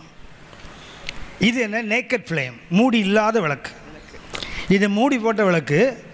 இது ஏன் ஒரு 2 கொண்டு வராங்க பாருங்களேன். இயேசு இப்படி என்ன செய்கிறாங்க, 2 கொண்டு வராங்க. எங்கே இயேசு இருக்கிறாரு, கெத்செமனேல.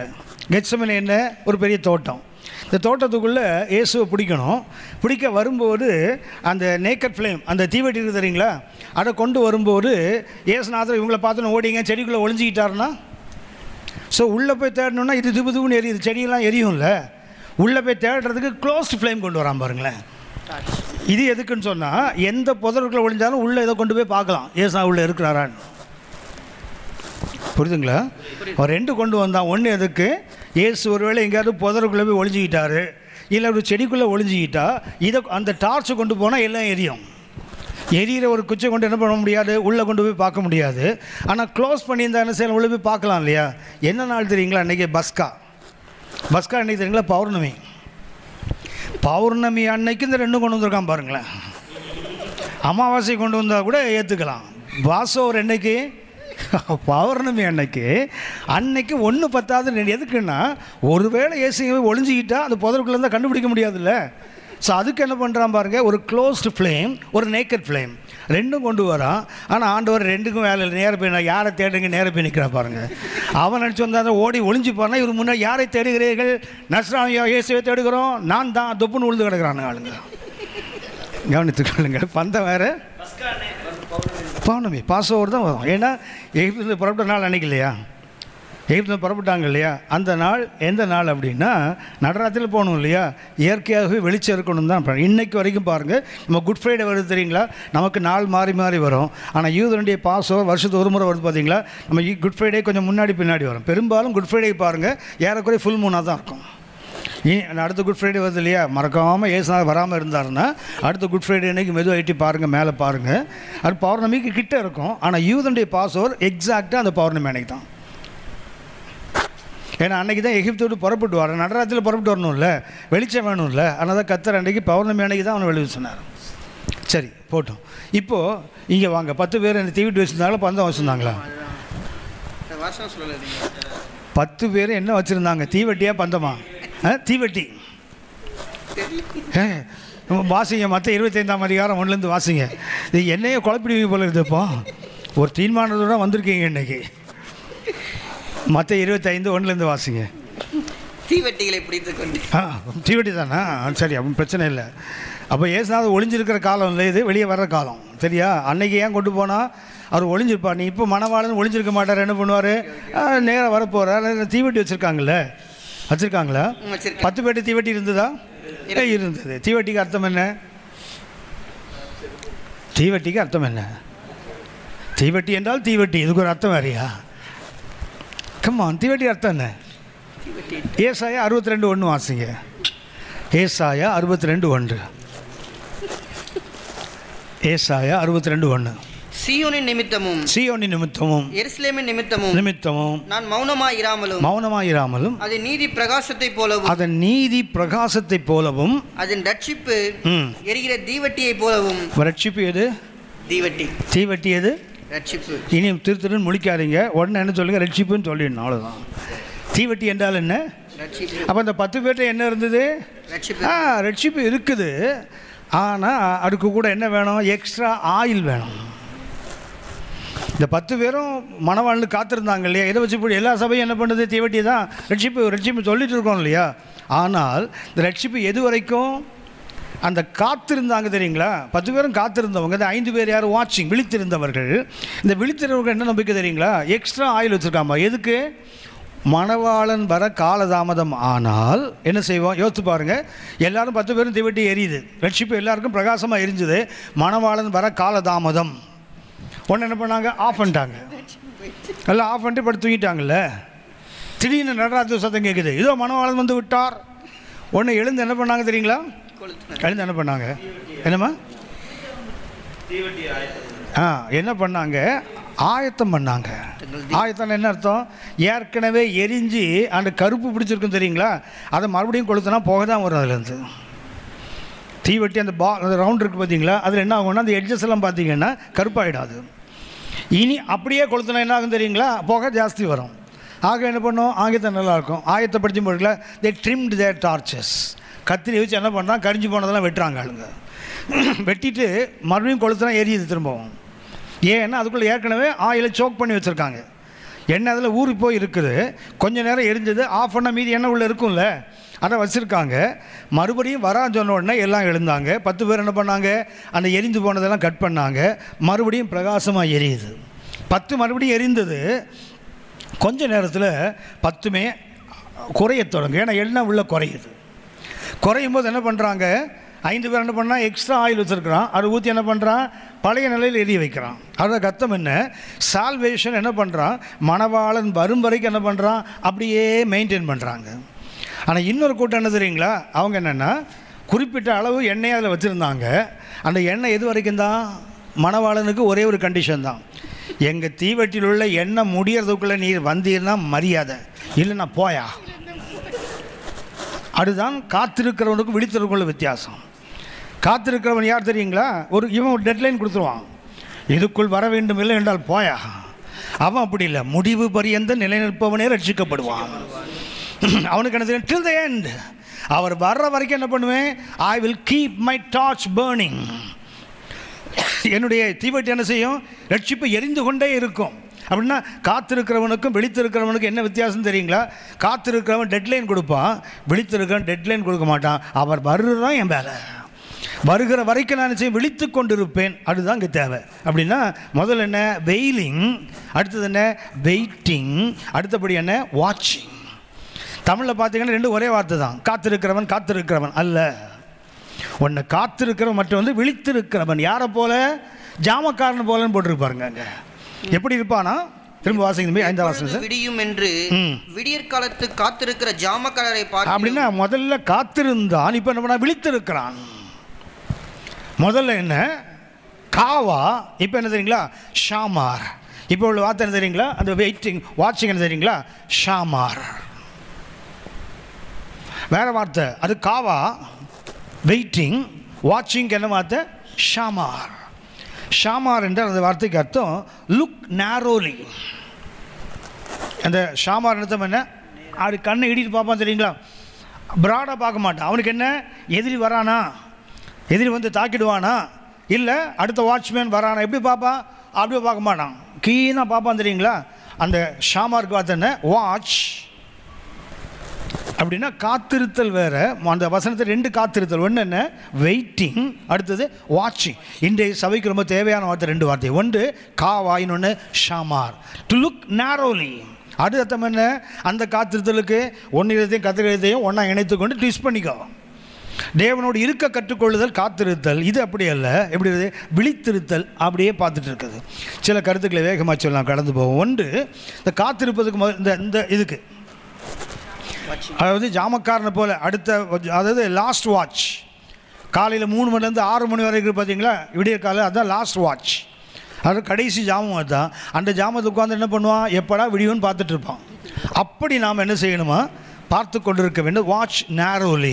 இந்த வாட்ச் நேரோலிக்கு சில கருத்துக்கள், இன்றைக்கி நீங்கள் நானும் இப்படி இருக்கணும்னு சொன்னால் 5 கருத்துக்கள் தேவை. ஒன்று, ஏசாயா 21 11 12 வாசிங்க. ஏசாயா 21 11 12. ஏசாயா 21 11 12. தூமாவின் பாரம், தூமாவின் பாரம் சேயிலிருந்து என்னை நோக்கி. இதெல்லாம் ஏதோம் நாட்டில் உள்ள ஊர். தூமா, அப்புறம் சேயர்லாம் எங்கே இருக்குது, ஏதோமுடைய நாட்டில் இருக்குது, ஏசாவுடைய நாட்டில் இருக்குது. தூமாவின் பாரம் சேயிலிருந்து என்னை நோக்கி. ஜாமக்காரனே, இரவு எவ்வளவு சென்றது. என்ன கேட்குறான், ஜாமக்காரனுக்கு ஒரு வேலை, என்ன வேலை தெரியுங்களா, காலத்தை கணிக்கிற வேலை. ஜாமக்காரன் யார்? இவன் எப்படி காத்திருக்கிறான்? இந்த கடைசி வாட்சில், அந்த கடைசி ஜாமத்தில் உட்கார்ந்த காவல்காரன் எப்படி இன்னொருத்தன் வந்து எப்படி அவங்க லீவ் கொடுப்பானோ பார்த்துட்டு இருப்பானோ, அப்படியே நாம் இன்றைக்கி என்ன செய்யணுமா?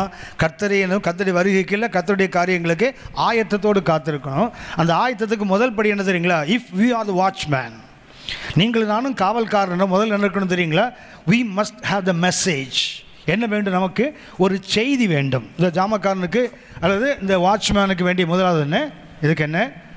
வாட்ச்மேன். இந்த வாட்ச்மேன் முதல் என்ன? ஒரு மெசேஜ் வேணும். என்ன கேட்கிறான்?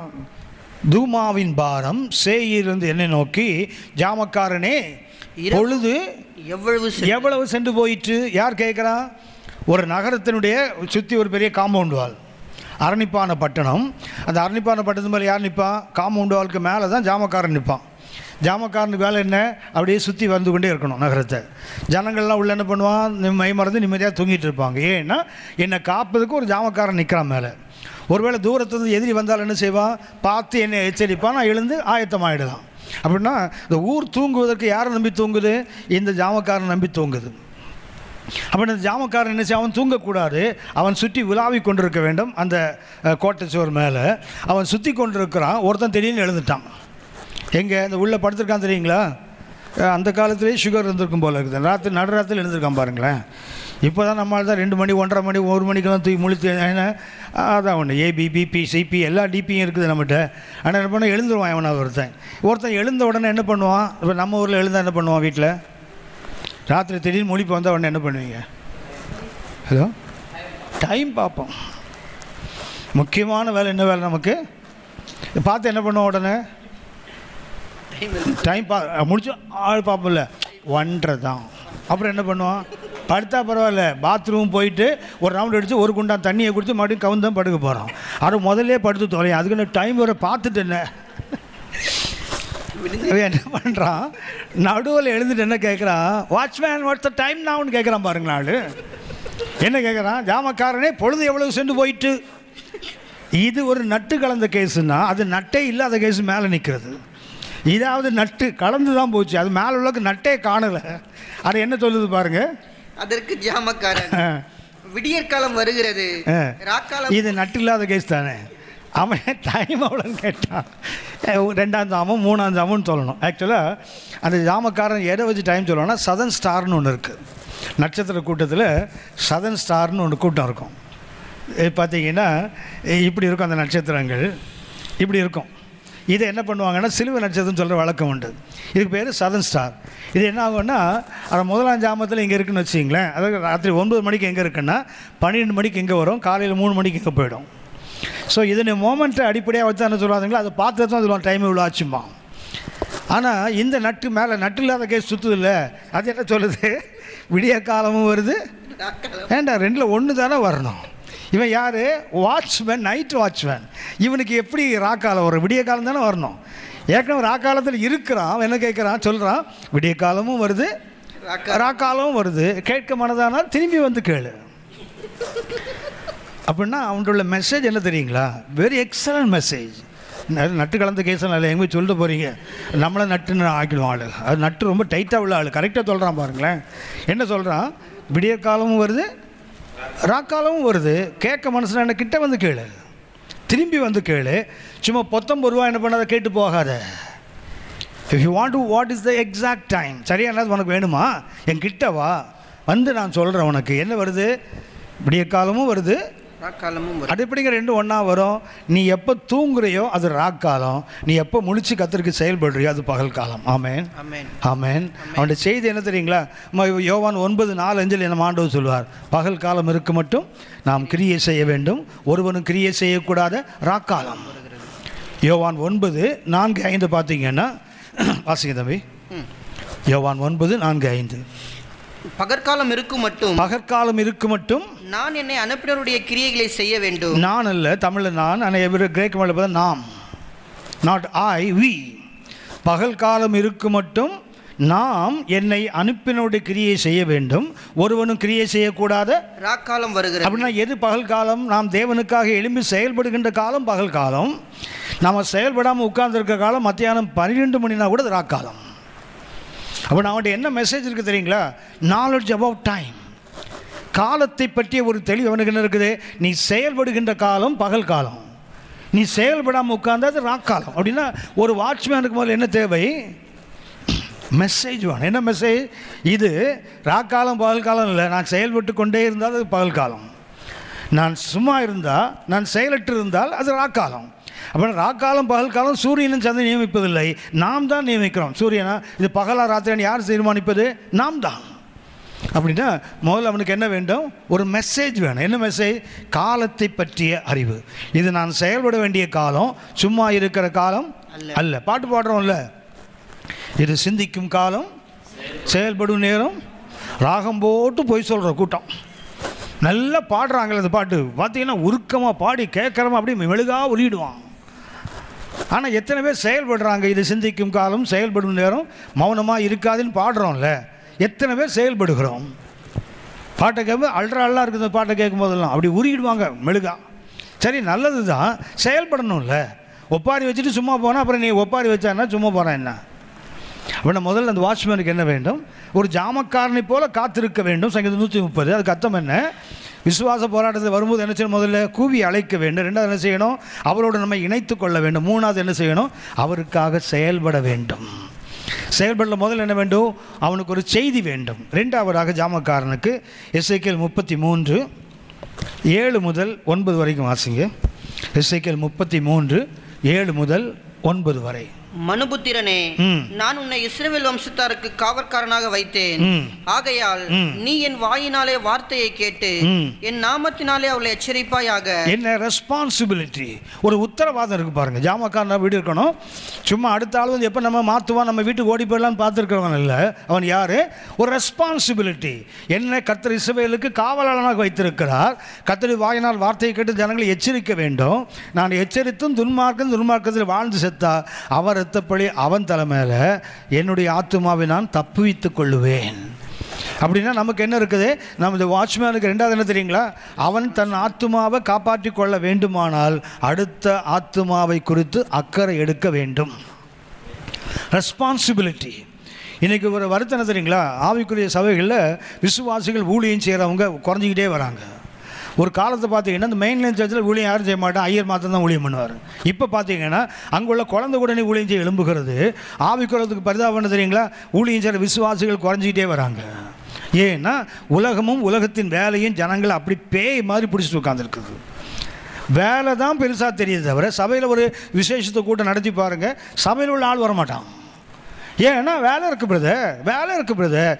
ஞாயிற்றுக்கிழமை காலையில் வருவதே என்னவோ ஏசுநாளுக்கு புண்ணியம் பண்ணுற மாதிரி வந்துட்டு போகிறான் சபைக்கு. இன்னைக்கு அந்த அளவுக்கு ஒர்க்கஹாலிக், சாராயம் குடிச்சு குடிகார மாதிரி இன்றைக்கி வேலை இன்றைக்கி ஜனங்களை பைத்தியமாக்கி வச்சுருக்குது.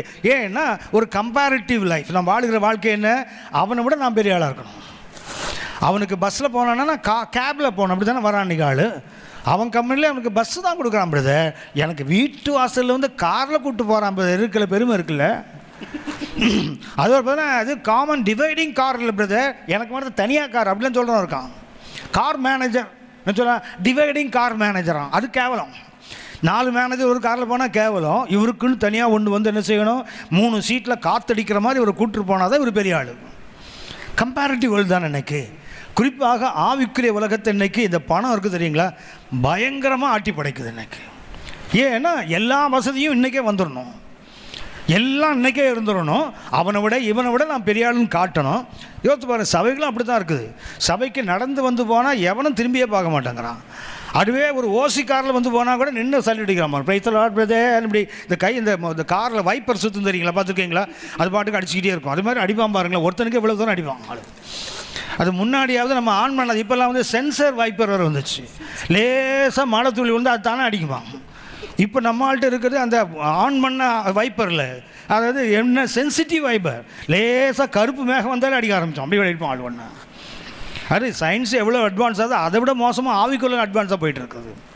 கவனித்துக்கொள்ளுங்க. என்ன வேண்டும்? ஒரு ரெஸ்பான்சிபிலிட்டி இருக்குது. இன்றைய ஆவிக்குரிய உலகத்தை தொலைச்சிட்டு தான் சொல்ல வேண்டும். உண்மையாகவே அந்த மெயின்லைன் சர்ச்சஸ் சிஎஸ்ஐ கேத்தலிக்கை பார்க்கும்போது பெந்தோசம் பண்ணும்போது வருத்தமாக இருக்குது.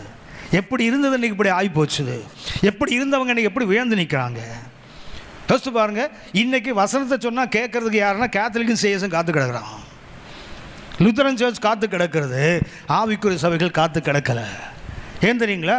திருப்தி அடைஞ்சிட்டாங்க, தேன்கூட்டையும் கால்களை போட்டு மிதிக்கிற காலம் இது. இது எங்களுக்கு தெரியாதா? அவர் இதோட சூப்பராக கலக்கலாக பிரசங்கம் பண்ணுவார்ல, நீ மேலே போய் சேர்றதுக்கு வாய்ப்பே இல்லை. இந்த கலக்கலாக வந்து கலங்கிட்டே கிடக்க வேண்டியதுதான் கீழே. ரெஸ்பான்சிபிலிட்டி இல்லை பாருங்களேன். மூன்றாவதாக இவனுக்கு ரெண்டு முக்கியமானது. ஏசாயா 62:6 வாசிங்க. ஏசாயா 62:6. எருசலேமே, உன் மதில்களின் மேல் பகல் முழுவதும் ரா முழுவதும் ஒரு காலும் மௌனமாயிராத ஜாமக்காரரை. மூணாவது என்ன? ரெஸ்ட்லெஸ். அவனுக்கு ஓய்வே கிடையாது. இரவும் பகலும் மதில்கள் மேல் என்ன செய்யணுமா? ஓயாமல் வேலை செய்கிற ஜாமக்காரன். வசனம் திரும்ப படிங்க. எருசலேமே, எருசலேமே, உன் மதில்களின் மேல் பகல் முழுவதும் ரா முழுவதும். நல்லா கொஞ்சம் ஷிஃப்ட் போட்டுல ஒரே ஆள் என்ன பண்றான்? Day and night. ஒரு காலும் மௌனமாயிராத ஜாமக்காரரை கட்டளையிடுகிறேன். கர்த்தரை பிரஸ்தாபம் பண்ணுகிறவர்களே, கர்த்தரை பிரஸ்தாபம் மற்றவங்களை மகிமைப்படுத்துகிறவர்களே, நீங்கள் அமெரிக்கையா இருக்கலாக. வாய மூடி மௌனமாக இருக்கிற காலம் அல்ல, காலமாக இருக்கக்கூடாது. ஏன்? அவனுக்கு ரெஸ்ட்லெஸ். இன்னைக்கு ஓய்வு என்பது நமக்கு தேவை, உடல் இருக்கிறனால ஓய்வு தேவைதான். ஆனால் உள்ளத்துக்கு என்ன இருக்கக்கூடாது? உன்னத பாட்டு 5:2 அந்த அம்மா சொல்லுவோம்ல, சுலமித்தாள் சொல்லுவாங்கள்ல, நான் நித்திரை பண்ணினேன், என் இருதயம் விழித்திருந்தது. உடம்புக்கு வேணால் ரெஸ்ட் எடுக்கலாம், உள்ளம் தூங்கக்கூடாது. எந்த ராத்திரி எந்த நிமிஷம் விழித்தாலும் கர்த்தருக்காக நான் என்ன செய்வேன்னு சிந்தனையோடு இருக்கணும். கர்த்தரோடு தொடர்புள்ள ஒரு உணவு. எழுந்திருக்கும் போது அலறி அடித்து ஒரு கெட்ட கனவை கண்டனே இப்படி புலம்பிட்டு எழுந்திருக்கக்கூடாது. எழுந்துக்க வேண்டும் ஒரு தரிசனத்தோடு தான் எழும்பணும். கர்த்தருக்காக கிரியை செய்கிற ஒரு பாரத்தோடு தான் விழிக்கணுமே தவிர, விழிக்கும் போதே பாம்பு துரத்துது பிரதர், சாகிற வரைக்கும் பாம்பு துரத்தியே உன்னை காலம் தள்ளிடும். பார்த்தீங்கன்னா கத்தி எடுத்துகிட்டு வந்து பின்னாடி ஓடி வர மாதிரி காணுங்கம்மா. துரத்தி தீக்கவும் மாட்டான். இலை உடுத்தவனை வெட்டி தொலைடானா வெட்டவும் மாட்டான். வெட்டியும் தொலைக்க மாட்டான், விட்டும் தொலைக்க மாட்டான், கத்தியோட சுத்திட்டு இருப்பான் பாருங்க. என்ன வேண்டும்? பகல் காலமும் ராக்காலமும் ஓய்ந்திருக்கிறார்கள். கர்த்தரை பிரஸ்தாபம் பண்ணக்கூடாது, அமெரிக்கையாக இருக்கக்கூடாது. உங்களுக்கு எனக்கு என்னைக்கு ஓய்வு? அவருடைய பொன்மாரில் போய் சாயிர அன்னைக்கு தான் இளைப்பாறுதல். அதுதான் ஓய்வு. சரி, அடுத்தது இந்த ஜாமக்காரனுக்கு 4வது சங்கீதம் 127:1 வாசிங்க. சங்கீதம் 127:1. கர்த்தர் வீட்டை கட்டாராகில் அதை கட்டுகிறவர்களின் பிரயாசம் விருதா. 2வது வசனம் வாசிங்க. கர்த்தர் நகரத்தை காவாராகில் காவலாளர் விழித்திருக்கிறது விருதா. அதுக்கு அர்த்தம் என்ன? நீ ஜாமக்காரன் தான், நீ என்ன முழிச்சிருந்தாலும் சரிதான், கர்த்தர் காத்தாதான். அதுக்கு அர்த்தம் என்ன? Dependence on God. கர்த்தரை சார்ந்து வாழ்கிறவன் தான் ஜாமக்காரன். Dependence on God. தேவனை சார்ந்து வாழ்கிறவன் தான் கர்த்தருடைய ஜாமக்காரன். என்ன செய்கிறான்? ரொம்ப அற்புதமான ஒரு வார்த்தை. கர்த்தர் நகரத்தை காவாராகில் காவல்காரன் விழித்திருக்கிறது விருதா. அர்த்தம் என்ன? என்னதான் நான் பிரயாசப்பட்டு காத்தாலும் சரி, அங்கே ஜாமக்காரன் யார் கூட இருக்கணும்? கர்த்தரை சார்ந்து அவன் காக்க வேண்டும். அதான் டிபெண்டன்ஸ் ஆன் காட். 5வதாக ஏசாயா 56 10 முதல் 12 வரை. ஏசாயா 56 10 முதல் 12 வரை. அவனுடைய காவற்காரர் எல்லாரும் ஒன்றும் அறியாத குருடர், அவர்கள் எல்லாரும் குலைக்க மாட்டாத ஊமையான நாய்கள். நாய்க்கு ஒரே ஒரு வேலை குலைக்கிற வேலை தான். நாய்க்கு ஒரே ஒரு டியூட்டி. என்ன டியூட்டி தான்? குலைக்க. இந்த நாய் என்ன நாய்? குலைக்காத நாய். அதுக்கு என்ன? ஊமை நாய். அதுக்கு பர்பஸ் என்னதான்? யார் வந்தாலும் என்ன பண்ண உடனே ஒரு அலாரம் மாதிரி கேன் கத்தும், அதுக்கப்புறம் நம்ம ஆளுன்னு வாழாட்டம், யார் வந்தாலும் குலைக்கும். ஆனால் இந்த தேவன் காவல்காரன் குறைக்க மாட்டாத ஊமையான நாய்கள், தூக்க மயக்கமாய் புலம்புகிறவர்கள். அடுத்தது என்ன? ஜாமக்காரன் தூங்கக்கூடாது. இவர் என்னவா? தூக்க மயக்கம். அது முழிச்சிருந்தா கூட எப்படி தான் இருக்காரு? ரொம்ப அது சிரிக்கிற மாதிரி இருக்குது, ஆனால் நெஞ்சு வலிக்க வேண்டிய ஒரு சப்ஜெக்ட் இது. ஜாமக்காரன் என்ன பண்ணுறான்? முதல்ல குலைக்க மாட்டாத ஊமையான நாய். அடுத்தது யார்? தூக்க மயக்கத்தால் என்ன பண்ணுவானா? ஒரு சிலர்கிட்ட தூங்கவே முடியாது. அது பகலில் தான் பே பே பே பேன்னு பேசுகிறான்னா ராத்திரியும் வாய் மூடாது. பார்த்துருக்கீங்களா? அது பாட்டுக்கு பேசினே உட்காந்துருப்பான். ஆனால் ஒன்று, இந்த ராத்திரி பேசும்போது அந்தரங்கள்லாம் வெளியே வரும், அவனை ஈஸியாக கண்டுபிடிச்சிடலாம். தலைவர் என்ன உள்ளே வச்சுருக்காருன்னு அப்போ தான் தெரியும். டே என்னடா மச்சிம்மா, நம்மளுக்கு காலைல ப்ரைஸெல்லாம் ஆடுறதே இருந்தோமா, ராத்திரிலாம் மச்சிம்மா, ஓஹோ இவர் எங்கே இருக்காருன்னு அப்போ தான் தெரியும் தலைவரை. என்ன பண்ணுறான் அவன், பகலில் பேச மாட்டேன். இப்போ என்ன நாய் அது, குறைக்க மாட்டார, ஆனால் தூக்கத்தில் பேசுது பாருங்களேன் அது. ஹலோ, அந்த நாயை பாருங்களேன், அதுக்கு முழிச்சிருக்கும் போது குலைக்கணும். இந்த நாயை முழிச்சிருக்கும் போது குலைக்கலை, ஆனால் எப்போ குலைக்குது, தூங்கும் போது குலைக்குது பாருங்களேன். இது என்ன நாய் பாருங்களேன் அது. அடுத்தது, படுத்துக் கொள்ளுகிறவர்கள் நித்திரை பிரியர். நித்திரை பிரியர். அடுத்தது, திருப்தி அடையாமல் இருக்கும் பெருவயிற்று நாய்கள். என்னென்னலாம் திட்டுறாரு பாருங்களா ஆண்டவர். அது என்ன, இவ்வளவு திங்க தெரியும், ஆனால் என்ன கிடையாது. யோசிச்சு பாருங்கள், இன்றைக்கி மீட்டிங்னா கண்டிப்பாக என்ன இருக்கணும், ஈட்டிங் இருக்கணும். அச்சோ, மீட்டிங்க்கு அப்புறம் ஈட்டிங் இல்லைன்னா அது மீட்டிங்கே கிடையாது, அது அவ்வளோதான். ஆமாம், ஈட்டிங்னு சொல்லி பாருங்களேன், யாரையும் குறைச்சி சொல்ல முடியாது. ஆனால் ஈட்டிங்லாம் நிறைய வருது ஆள். அது எனக்கு தெரியல, நான் அவங்க சாப்பிட வராங்க நான் சொல்லலை. ஆனால் பார்த்தா எப்படி தெரியுதுன்னா, அந்த அனுபவத்தை நான் பார்க்குறேன். மீட்டிங்னா எங்கே அதிகம் வருது தெரியுங்களா, ஈட்டிங் இருந்தால் கண்டிப்பாக ஆட்கள் வராங்க. அது ஊழியர்களும் சரி விசுவாசிகளும் சரி, ஈட்டிங்னால ஒரு தனியாக அட்ராக்ஷன் இருக்குது. யோசிச்சு நம்ம இந்த உபவாச நோட்டீஸ் கூட்டலாம் போடுறாங்க தெரியுங்களா, பில்லிசோனி ஏவல் சேவல் எல்லாம் எடுக்கப்படும் போடுறாங்க. கடைசியில் பார்த்தீங்கன்னா கூட்ட முடிவில் பிரியாணி பொட்டெலாம் வழங்கப்படும், பார்த்துருக்கீங்களா? எதுக்குன்னா இதை காட்டி தான் அதை கூப்பிடுறது. இந்த குதிரைக்கு முன்னாடி இந்த கேரட் இருக்குது பார்த்தீங்களா, அதை கட்டி தொங்க விட்ருவானா. அப்படி கேரட் இப்படி போகலான்னா அது போயிட்டே இருக்கும், அது பாட்டுக்கு ஒரு குச்சியில் கட்டி ஒன்று தொங்க விட்டுருவான், இதை பார்த்துக்கிட்டே நடக்கும் அது பாட்டுக்கு. அதே மாதிரி நிறைய நம்மளுக்கு பிரியாணி போட்டது இப்படி காட்டிட்டு ஃபாஸ்டிங் பேர் கூப்பிட வேண்டியதாக இருக்குது. ரொம்ப வருத்தம். தொடர்ந்து வாசிக்க தம்பி. பகுத்தறிவில்லாத மேய்ப்பர். பகுத்தறிவில்லாத மேய்ப்பர், அவர்கள் ஒவ்வொருவனும் தன் தன் வழியையும் அவனவன் தன் தன் மூலையிலிருந்து தன் தன் பொழிவையும் நோக்கி கொண்டிருக்க. அப்படின்னா அவர் அந்த ஜாமக்காரன் யாரு, நெகட்டிவ் சைடில் அவங்கெல்லாம் யாரு, ஏசாயா 56:10 நெகட்டிவ். ஆனால் இன்றைக்கி எப்படி இருக்கணும், பாசிட்டிவில் இருந்தால் அவங்க யார், செல்ஃபிஷ். அந்த ஜாமக்காரன்லாம் யார், குலைய மாட்டாங்க, நல்லா சாப்பிட்டு தூங்குவாங்க, அப்புறம் ராத்திரியில் புலம்புவாங்க. அவனுடைய பொழிவு, அவனுடைய வரவு தான் பார்ப்பான் இல்லையா. அப்படின்னா நல்ல ஜாமக்காரன் யார் தெரியுங்களா, செல்ஃப்லெஸ்னஸ். அவன்கிட்ட என்ன கிடையாது, சுயநலம் இருக்காது அவங்ககிட்ட. ஒரு நல்ல ஜாமக்காரன் தன்மை என்ன, செல்ஃப்லெஸ்னஸ். அவன்கிட்ட என்ன இருக்காது, சுயம் அவன்கிட்ட இருக்காதுன்னு சொல்ல போனால், சுய தேவைகளுக்காக காவல்காரனாக மாற மாட்டான். வேலைக்காரனுக்கு கூலி உண்டு, வேலை செய்தால் கூலி உண்டு. ஆனால் கூலிக்காக வேலை செய்யக்கூடாது. ஊழியத்தில் என்ன உண்டு, போரடிக்கிற மாட்டுக்கு வாயை கட்டக்கூடாது. அதுக்காக மொத்த போரையை நானே சாப்பிடுவேன்னா எவன் அதை விடுவான். போரடிக்கிற பேர் வழியில் சுற்றி வருது தெரியுங்களா, மொத்தத்தையும் அது தின்னு முடிச்சுட்டு வச்சிங்களா, அது நடக்கிறதுக்கு அப்புறம் வக்கீல் இருக்காது. மொத்தத்தை இதுவே சுற்றி இப்போ நிறைய போட்டுட்டு சுத்த விடுவான் தெரியுங்களா. இது ஒன்றே மொத்தமும் சாப்பிட்டுன்னு வச்சிங்களேன், அப்புறம் என்ன இருக்காது. அடுத்தது இந்த மாட்டை விடுவானா துண்டு துண்டாக்கி தலைகளை தொங்க விட்டுருவான் அதை. அப்படின்னா வேலை செய்தால் என்ன உண்டு, கூலி உண்டு. ஆனால் கூலிக்காக என்ன பண்ணக்கூடாது, வேலை செய்யக்கூடாது. ஊழியத்தினால் என்ன உண்டு, பிழைப்பு உண்டு, ஆதாயம் உண்டு. ஆனால் ஊழியத்தை ஆதாய தொழிலாக மாற்றிடக்கூடாது. இவங்களுக்கு என்ன இருக்குது தெரியுங்களா, செல்ஃப்லெஸ்னஸ். அவங்க என்ன குலைக்க மாட்டாங்க, செய்ய வேண்டிய வேலையை செய்யாமல் என்ன பண்ணுவாங்க, நமக்கு என்ன வருதுன்னு பாப்பான்னு போட்டிருக்குது. ஆனால் நமக்கு அப்படி அல்ல, வேலை செய்யணும். என்ன இருக்கணும், தன்னம் இல்லாமல் வேலை செய்யணும்.